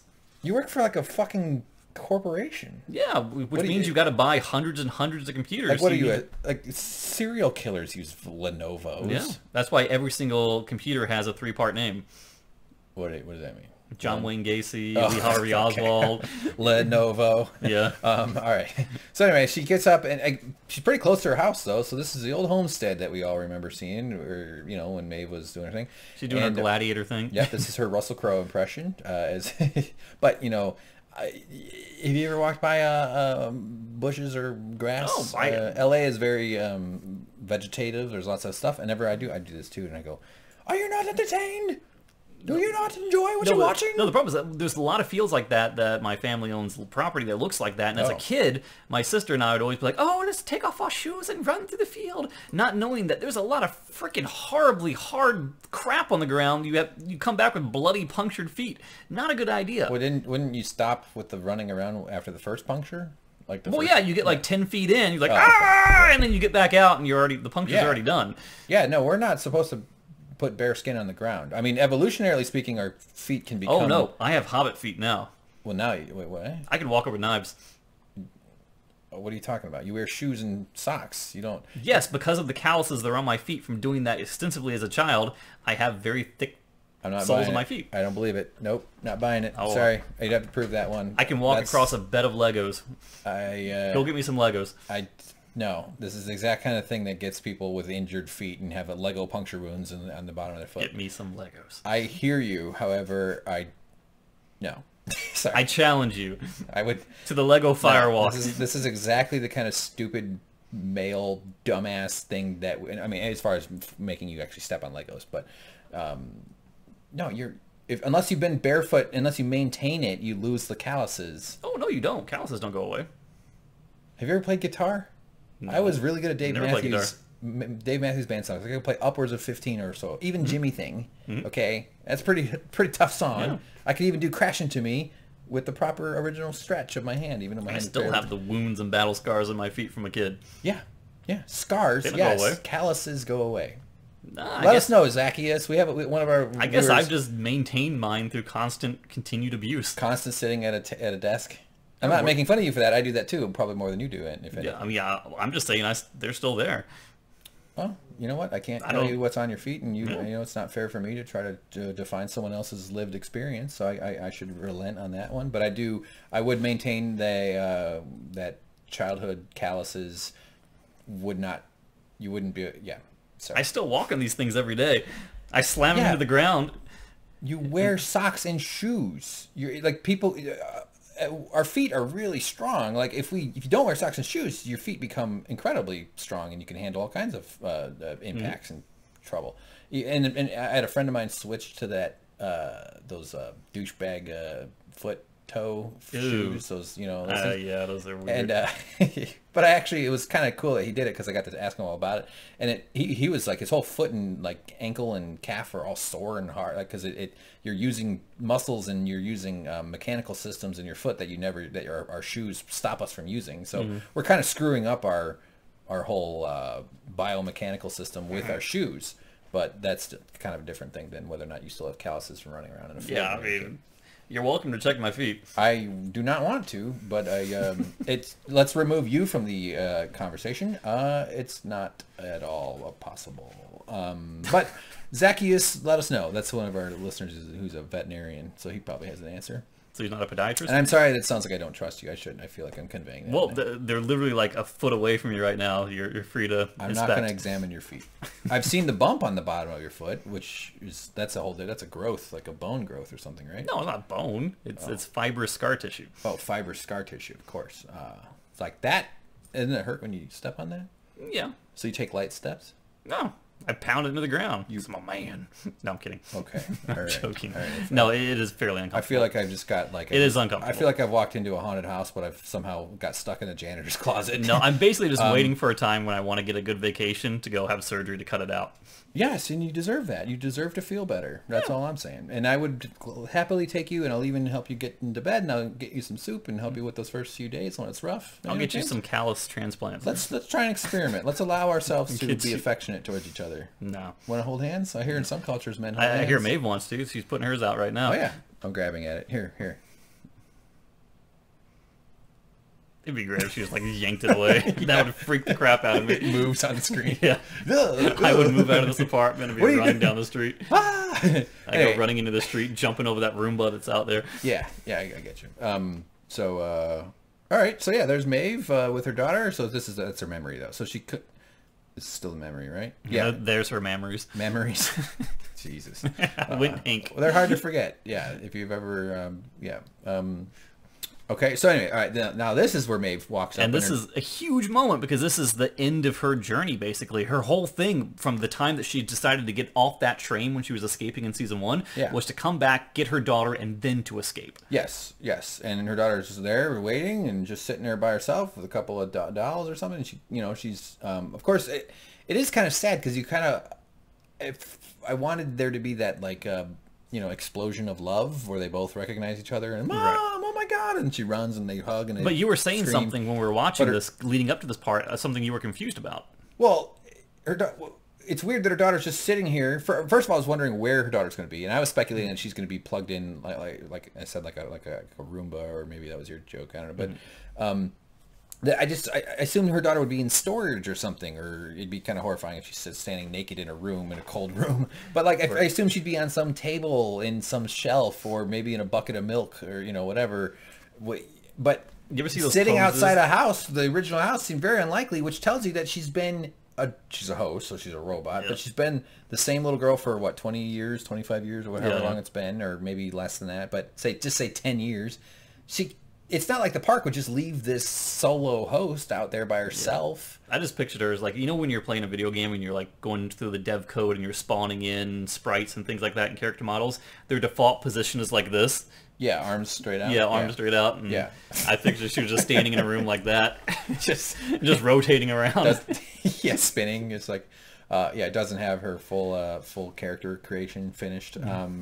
But anyway, so she gets in there and she starts talking about these dolls. One's the mom, one's the daughter. Anna's the daughter. The mom, you know, the other one's the mom. And so Maeve ends up being like, yeah, no one's ever going to take it away. Your mom is very strong. Very, very strong. She refers to the bed. Yeah, very. I think one's even in italics. Yes. Which means that's super strong. That's, in fact, I think we, oh no, we don't have that. And then, so Maeve is, but Maeve has to talk to her daughter like her daughter doesn't know her. Right. Which is sad. That's kind of sad. And not that Maeve is seeing sad, but Maeve is, it's just weird because Maeve can't express the love that she feels. Do you think that Maeve will forego her current path and intentionally overwrite the mind of her daughter to get the affection that she really wants? Oh. That she will take the choice away from her daughter to, again, recognize her as her mother? She could use her witch power. That's what I'm saying. Oh, like, yeah. Would she do that, though? That would be pretty brutal. She's been kind of opposed to that for... Love me, you little shit, you ingrate. Right, but if anything would encourage her to do that, it would be a case like this. Which I hope she doesn't do. It would be weird that she would start with that move. I feel like that's something you do after she gets in trouble at school a few times or something. Out in the homestead on the prairie, where do you go to get your ears pierced? Oh, you go down to the local Sears Yeah. Roebuck. There's an ear piercing guy out Yeah. there. I mean, maybe it's plausible. They've been piercing ears for a long time. Okay. I mean, you know, our modern world's not the first place to think of poking holes in our bodies. There's all kinds of crazy, stupid shit people have been doing for history. Look at me. I have resources, and I was able to dangle expensive metal from my skin. Look at me. Look at me. That's what jewelry is. Yeah, so Jewelry is just status communication. So the big punch in the gut here is the moment where she hears another woman yell, and then she sees her daughter refer Mama, and she has that moment of realization that she is not the mother. Yes. That she has been replaced. The role has been reassigned to Basket Woman. By sleeker mother, slightly more thin. They're both very, you know, not. But yeah, new mom, very similar, you know. Yeah, and I mentioned in the short one that you could simply take the basket, put her over her head like Skyrim, and just abscond with the daughter. Which seems logical from a video game standpoint, but in this case, it probably wouldn't work as well. Right. So it seems that. But I guess we can infer that the Maeve story had just been playing out as it always has been. Yes. This is just like two park employees, hosts that are, you know, running through their routine, right? Yeah. I mean, Lee Sizemore might have tweaked the storylines a little bit or something, but they're still living the similar life. That's kind of crazy that some other lady has been able to be the just mom. like Peter Abernathy was replaced. I mean, people take on different roles. That's true. That's right. Yeah, and it all happens quickly here. Maeve has to. And I mean, Maeve herself changed roles. She went from this to being a lady of the night.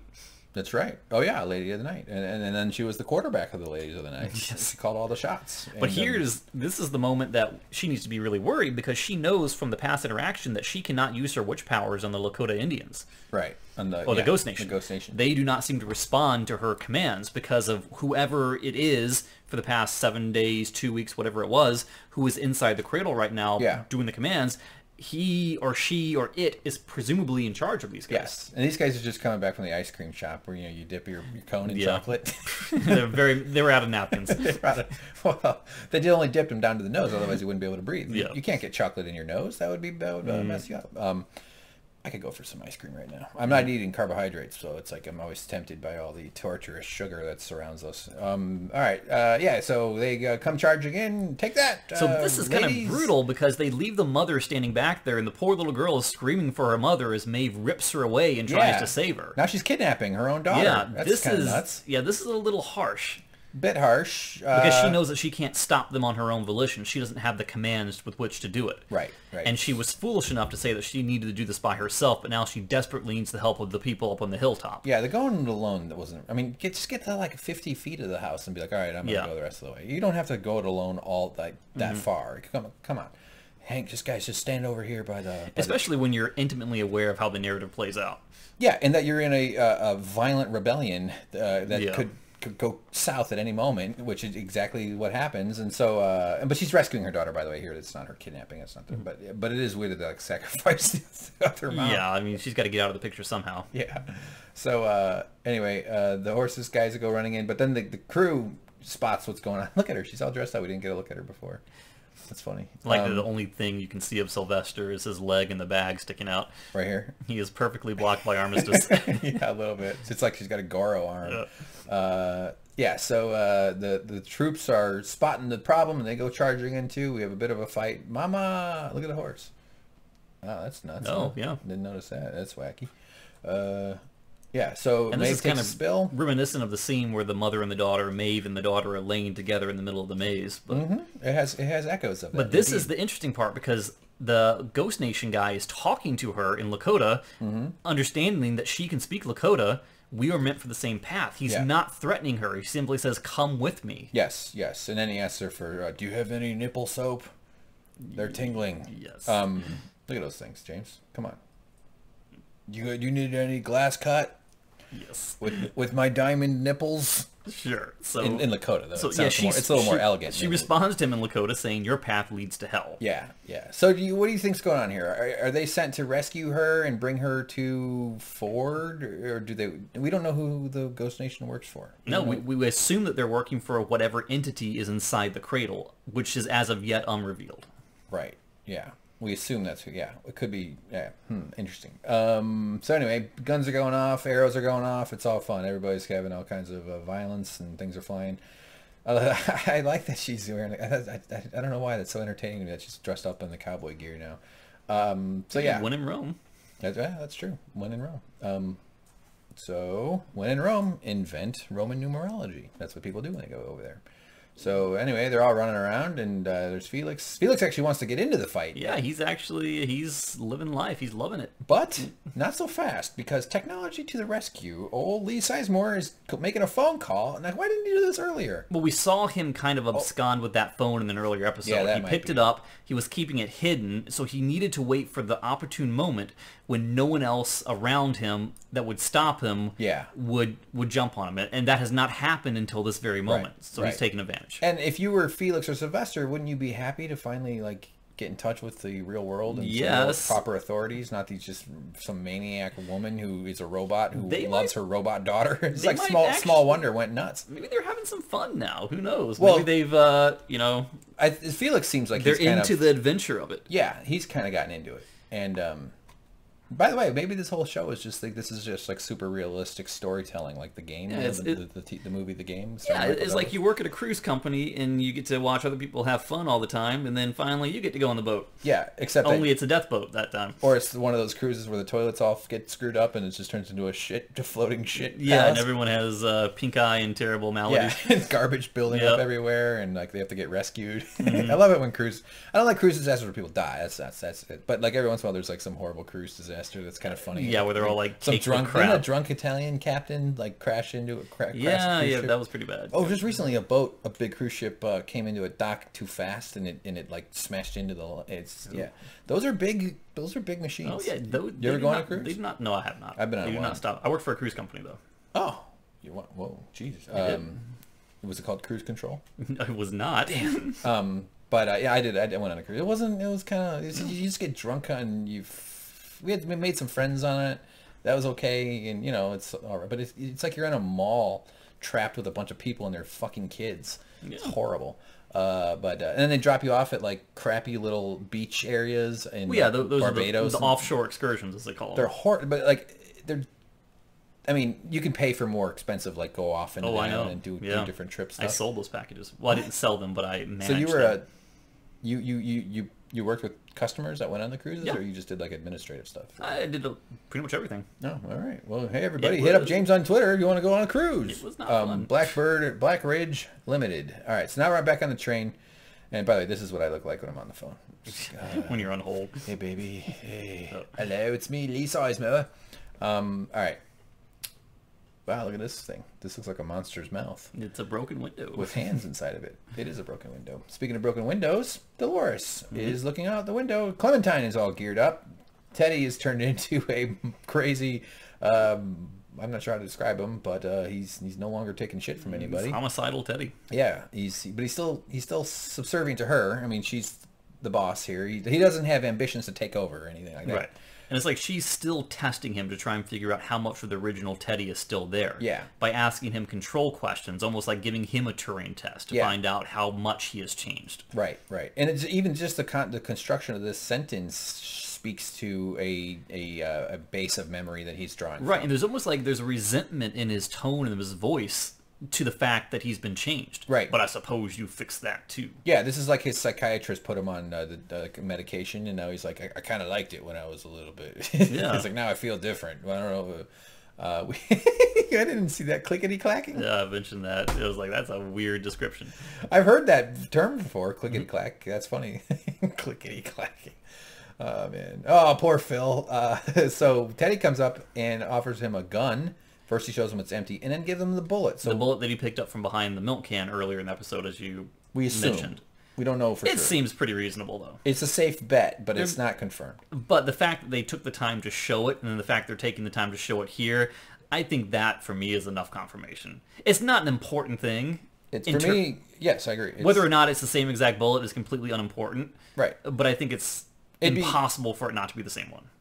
See, that's more certainty than I'm comfortable with. But I would bet that it is the same thing if I were. Yeah. I would play the odds. It's not worth talking about any more than we currently have already. But 2 more hours to talk about this. Yeah, so this bullet is Homer Simpson has a bullet-shaped head. Did you ever hear? Never know. Anyway, Phil is like, okay, and he goes, "This is the last mercy. This is the last mercy I have, or something like that." Or something, so. He's offering him the chance to save himself by ending his own life. Yeah, which is saying you can either end yourself now or have a worse death soon. So Phil has a choice to make. Although maybe Phil could have loaded the gun real quick. I would have put the bullet on one side of the car and the gun on the other, and been like, "Here you go, Phil," and then like going, "Get out of here before Phil gets angry," because Phil has every right to shoot him.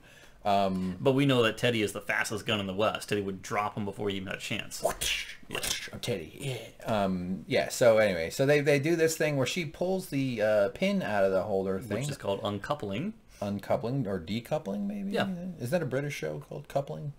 Maybe. I don't know. Now, James, I'm not a physics nurse, but I think that when these trains are moving, that there's pressure being exerted. So let's say it's traveling this way, this train's pulling. It would mean that there'd be a lot of tension between this pin, wouldn't it? Oh, yeah. Wouldn't it be impossible to pull that pin It's out? almost like you'd have to be like some sort of, killer robot to have the strength to pull that out. Yeah. No. I'm picking up what you're saying very clearly, but I still don't think that it would be easy to pull up. Unless there's some sort of mechanical design where there's no pressure on the pin and in fact the actual contact is somehow somewhere else within this contraption that's actually doing the contact. I can tell you this the much. pin maintains it. But I would think that these things are pretty much made to be pulled out when it's not moving like this. All I can say is that without giving any special details or important spoilers away from the movie Solo, a Star Wars adventure, is that there came a scene in the movie where they had to uncouple 2 trains or decouple 2 trains, and these are future trains. See, that's a spoiler right there. No, it's not. Yes, it is. It's not. Yes, it is. It's totally not. Totally spoiler. But they needed the strength of a Wookiee I know to something do it. I didn't know before. That's a spoiler. You're crazy. Tell me it's not a spoiler.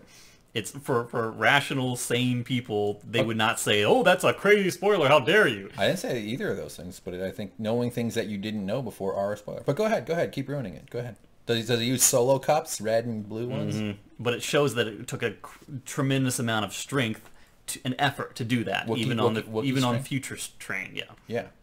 Oh, really? So he didn't have like a trash can with blue on it to pull it out? Trash can. A round-headed, bald, blue trash can robot. Are you making fun of R2-D2? R2, kiss my ass. R2-D2 never had any strength. R2-D Ream, which is a British pop band. The Wookiee was always the muscle. Yeah, and the sensitive hug. He gave hugs. He was cute. He was. But all right, yeah, okay. Let us know, guys, about the spoiler thing. No. So poor Phil, and now he's being murdered. This is not cool. I like Phil. I have a soft spot in my heart for Phil because I had a relative named Phil, and he's also a victim, like me. I don't know what that means.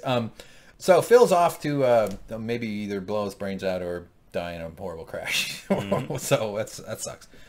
All right, now we're back with Commander Guy with the mustache, Captain Mustache Face, and he's doing all right, hey, there you go, everybody. We're here to take over. What's going on here? I like this line. Did you shut off the killer robots? This guy on the left is like a worker for Westworld, right? Yeah. Yeah, and he's basically going, are you mad at me? No. He's interrogating the guy in the mesa. Yeah, but this guy's giving him all kinds of excuses about why stuff isn't working and what's things that can be done or can't be done. And then Charlotte Hale shows up. Still needing to wear a vest. Yeah. Look at this. This can't be comfortable on your neck. That's and no, finally, that's a bad way finally to the sleep. subtitles has it right. This is now Hill actually Yes, speaking. not Hughes. So this is where Abernathy is what she's explaining, Yep. and they're really glad to do that. They get the map back, great, wonderful, but just in time to watch a train rolling through a little indicator button or a little indicator icon there, and they're like, "Oh man, what is this?" So we cut Train back from Sweetwater. right. This So is the train, and, what we do know is that the train is approaching what appears to be the edge of the map, and Yeah. we know what we're looking at right there is clearly the mesa, and we know that in the current. I mean, yeah, I didn't pick up on that before. Yeah. So what I'm trying to struggle to understand. Oh, here, now that changes everything. They're gonna blow up the mesa. well, they're going to crash into the mesa presumably, and we know that when Bernard and the team, Floki and everyone, first approaches the tunnel that leads into the mesa, the tunnel is smoking. So it leads me to believe that what we're seeing here is something that happened in that 2-week gap period. This is not the most current timeline. Mm-hmm.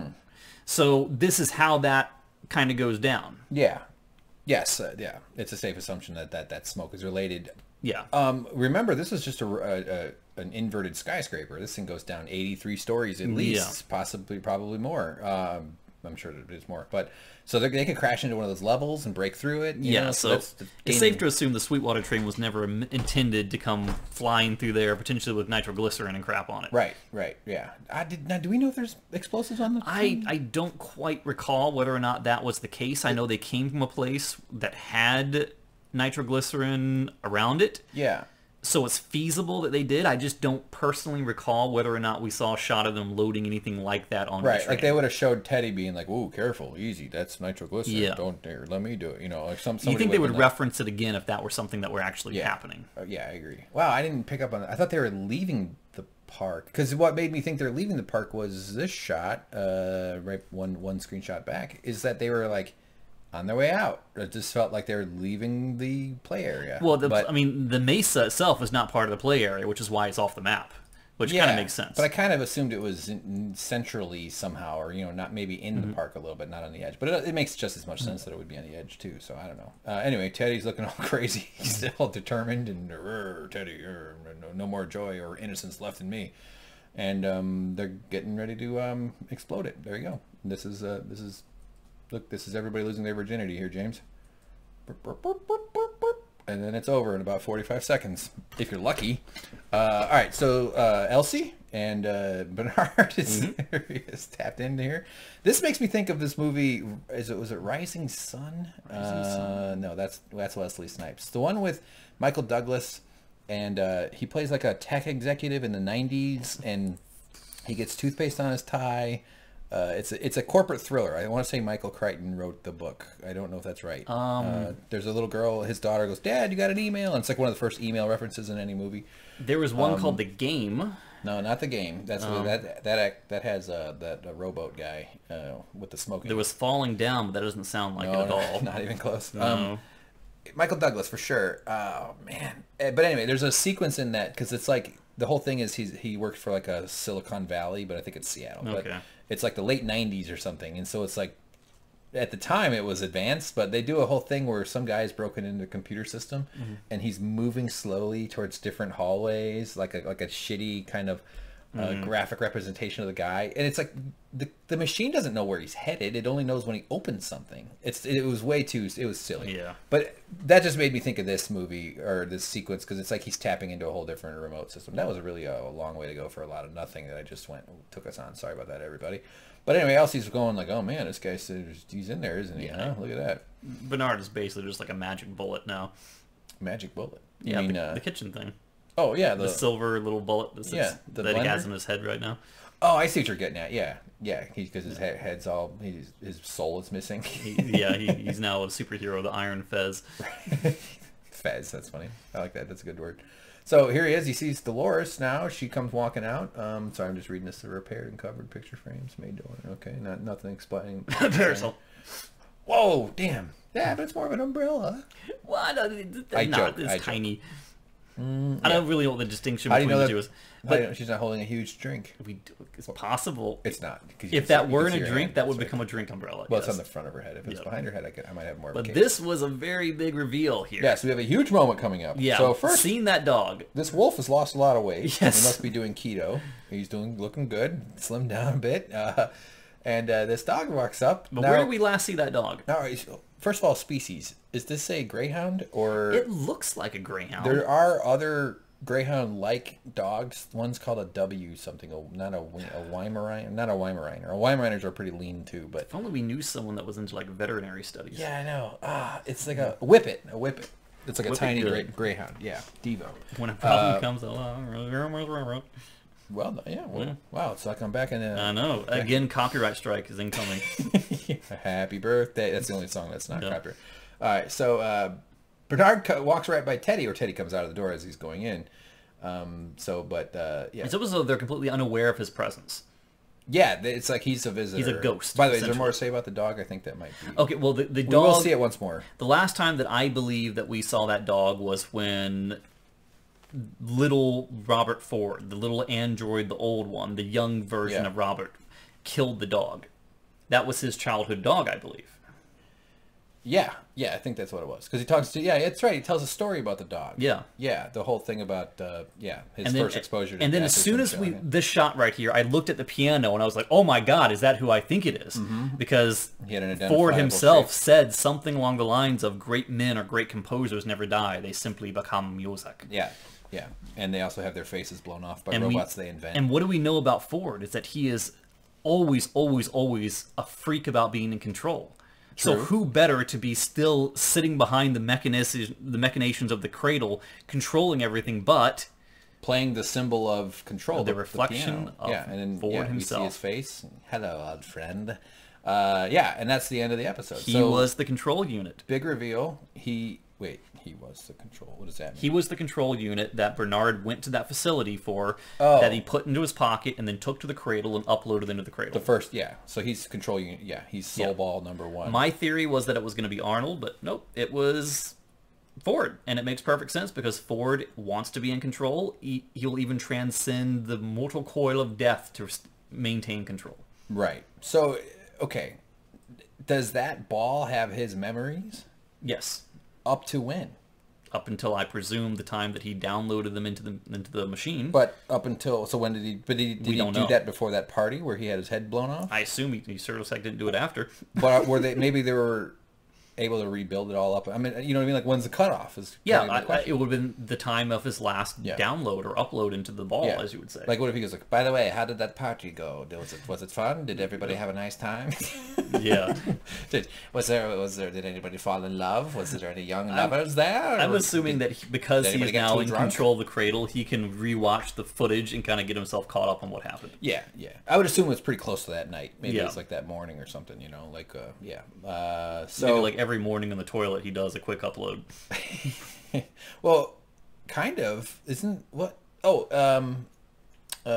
Collateral. No, fucking Netflix show, Altered Carbon. Mm-hmm. They do that thing with the billionaire guys in that show. Yeah, and they do a 48-hour refresh, backup, resync or backup. Cloud storage type thing. Yeah, so maybe there's something like that. But I'm bringing up the thing about him knowing when, because how continuous is this consciousness? Is this the Ford, or is this a copy of that? Is this kind of the teleporter conundrum too, a little bit? Like, which are we? Does it matter? Maybe that's the whole point. I don't know. I mean, I'm not expecting you to answer that because it's a question nobody's capable of answering. What was your question again? How continuous is his consciousness? Is this him? Is just an extension of the life that he lived that led him here, or is he just? Did he wake up and he was this piano playing Matrix robot guy that lives in a hologram? So is your question something along the lines of, is he aware of his current situation? Does he know? No, I think he's aware. I don't know. I definitely think he is. He might not, but I would bet. Because he's actively controlling the cradle and denying access to the controls, so he has to be... Yeah. Yeah. I think I'm saying on a broader, generic way, like if he was killed, but then he now exists in a computer thing. I don't know. I'm not sure what I'm getting at. But now Bernard's control unit is in there with Ford's control units. Yeah. So Will they interface just by talking? Because that's the easiest thing to do as far as filmmaking goes. I mean, or will they like touch palms and touch tips to each other? And, I mean, that's the thing. I think it's really awkward because this is the first time that their balls are touching. Yeah, yeah. Yeah. I was thinking fingertips, but if you wanted to go with that one, I figured it's like a garden hose with a golf ball in it. You drop it down, and there's already a golf ball in there. Clink. They're gonna be sitting on top of each other. Right? Yeah. Good. And yeah. Well, because that's clearly how it works. Two golf balls in a garden hose. That's a pretty big garden hose to get a golf ball in there. Yeah. I don't know. So we'll see. I mean, always end on a low note. Well, that's what we do. Yeah. That's how it works around here. Yeah. I mean, this is just guessing, and I don't have any real theories or anything. I'm just curious. I wonder what people think. What's going to happen? Is Bernard going to be on board with what Robert Ford is up to? He's obviously going to have questions. He's going to want some answers. But is Robert Ford still controlling him at this? I mean, is he have some power over him? Do you think that the reintroduction of Ford kind of diminishes his exit from season 1? Not necessarily.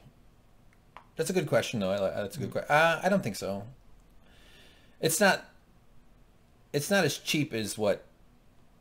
Well, I don't want to spoil a movie that's out recently, Avengers. But, you know, it's... Yeah, no, I don't think so. I think it's okay. Especially since it's like already well into the second half of the season, so that's okay. Well, it's episode 6, I guess. What do you think? What's your... I think it does kind of erode it a little bit. I never expected to see the Ford character again simply because I felt like it would be detrimental to the emotional impact of his exit from season 1, but I'm not so bothered by it. You know, I like him as an actor. I love what he brought to season 1, so I think we get a lot more meaning and interesting tidbits out of him, you know? They're still telling Arnold's story. Like, that's kind of the thing, is we're watching Bernard go through all these different machinations. Yeah, and I'm hoping being we'll Bernard, find out. being a robot, being a host, having it flipped on him. I'm hoping he'll say something like, James Delos never worked. But we moved on from him, and we did you. You were never Bernard. You were always Arnold. You are Arnold's mind. And every 40 days or so, you degrade and break down, and we refresh you. We bring you back. That could be. But I'm bringing up that they're telling Arnold's story because Arnold's story has a very heavy dose of Captain Crunch right here. What's his name? Anthony Hopkins. Ford. And so, like, it wouldn't be weird if they're trying to get to some of the revelations around Arnold and his past and Bernard and where Bernard came from and all that stuff, that they would also have to bring back Anthony Hopkins. So I'm just kind of sussing out your question about does it diminish it that he's back? I don't think so at all. I think because the show's about immortality and fate and, you know, what is consciousness and what is reality. But it goes to show, like, what makes you human. What is death? Death is not no longer an encumbrance for some of these people. Is Anthony Hopkins, is Robert Ford going to start degrading? They haven't perfected the whole idea. I mean, they couldn't put someone into a host body, but can a human consciousness exist in a digital world absent a host body? Yeah. And if it can, how long can it exist? Yeah, that's a good question. I don't know. It's hard to say. Is he going to slowly start losing his mind and going crazy, and then it becomes basically all the hosts versus the crazy, maniacal, degrading, corrupted Ford? I want him to become like Clementine. He becomes new Clementine. Hello, there's not much rind left on you, is there? Come with me. Oh, do you like soft old man skin? Because that's what I've got. Like all the animals in Westworld come together and just start speaking as him. Yeah. You think you're pale? Wait till you see my old man butt. Yes. Yeah, it's a lot of questions. I don't know. So we'll see. So what's gonna happen with Maeve and her daughter? Where did we leave them? They were just running away, right? Yeah, pretty well. No, they got rescued. Oh yeah. And Maeve spoke to the last thing we saw. Well, Maeve, she spoke to the Ghost Nation guy who said, "Come with me." And he goes, "Our paths lead to the same place." He goes, "No, your path leads to hell." Yeah, right there. And then we see the rescue squad come in and shoot them all dead, basically. So we can only presume that Maeve is free and clear and okay.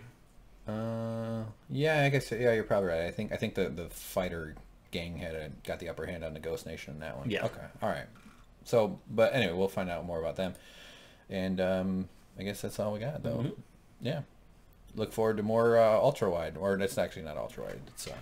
I don't know why I'm still talking. Ultra wide. Ultra wide monitor. It's the resolution 3440 by 1440. That actually is ultra wide 21:9. Yeah. I'm twisting my aspect ratios around it. Sorry. Okay, so we're good. That's all we got then, guys. Thanks for listening. I hope you enjoyed this episode. We appreciate everybody's comments and attention. I'm going to get in the comments more than I was last week. Been a weird week for me. Please find us on Facebook. Twitter. James loves Twitter. He's always on there. Never. I tweeted once. Yeah, I know.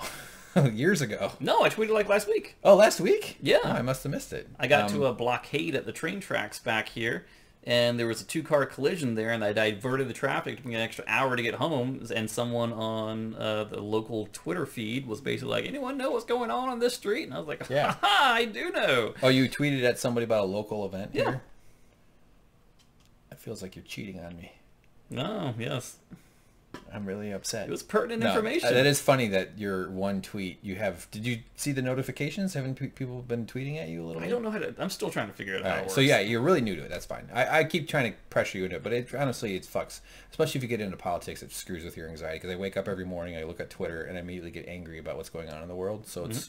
I don't recommend that. That's not smart. Because especially if you have emotional problems like I do, I'm a fucking maniac. My depression came on today, James. It's been a fucked up day. Yeah, it's really annoying.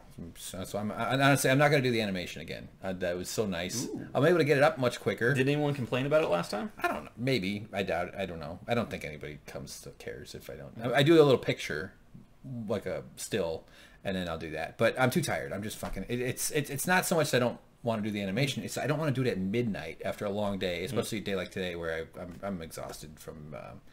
from my depression being annoying in a way. I was able to come up with some funny things, hopefully more than because when we sat down to watch Westworld, I was like, if we didn't have to do this, I would have not done it. Have to do this? Well, we have to do it for the channel. Yeah. I thought you do this because you like to do this. No, I do, but it's also an obligation. We've set up something that we were committed to doing. I'm saying like I was in a mental state where I would rather not put in 9 hours of work. You know what I mean? That whole thing. Yeah, I'm not. Yeah. Thanks for making me feel like I'm complaining about opening up my vulnerabilities here, James. Jesus Christ. Read a fucking pamphlet. He can't read. I do feel better now after talking. Maybe it's the social interaction that I was missing. Because I did go to Home Depot earlier. All right. That's all we got. Twitter. You really use Twitter to... No, that's actually a great use of Twitter, by the way. There was someone in need. I use Twitter all the time. They needed an answer. No one else had the answer, and I was in a unique position to answer. But Twitter's actually really useful for local. Like we've had when there was a shooting at the Vons. Yeah, I was able to get information from Twitter because it's like a lot of people are like, "What's going on?" And then someone knows, or like a local reporter or something. Yeah. So yeah, no, that's a good resource for that. I do find it funny that you use Twitter to talk about the train delay or the traffic problem. I'm not judging. It was a. You don't have to defend it. Well, no, it's a very important through road. Yes, and when you divert that, it is a massive thing. Yeah, no, LA, that happens here, man. I mean, other cities too, but yeah, 100%. No, you good on you. Save lives. Yeah, you're a true hero. Hashtag resistance. Yes. Okay, guys, goodbye, James. Thanks for putting up with me. Thanks to everybody out there. See you on the internet. See you on Patreon. See you on everywhere else. Bye-bye.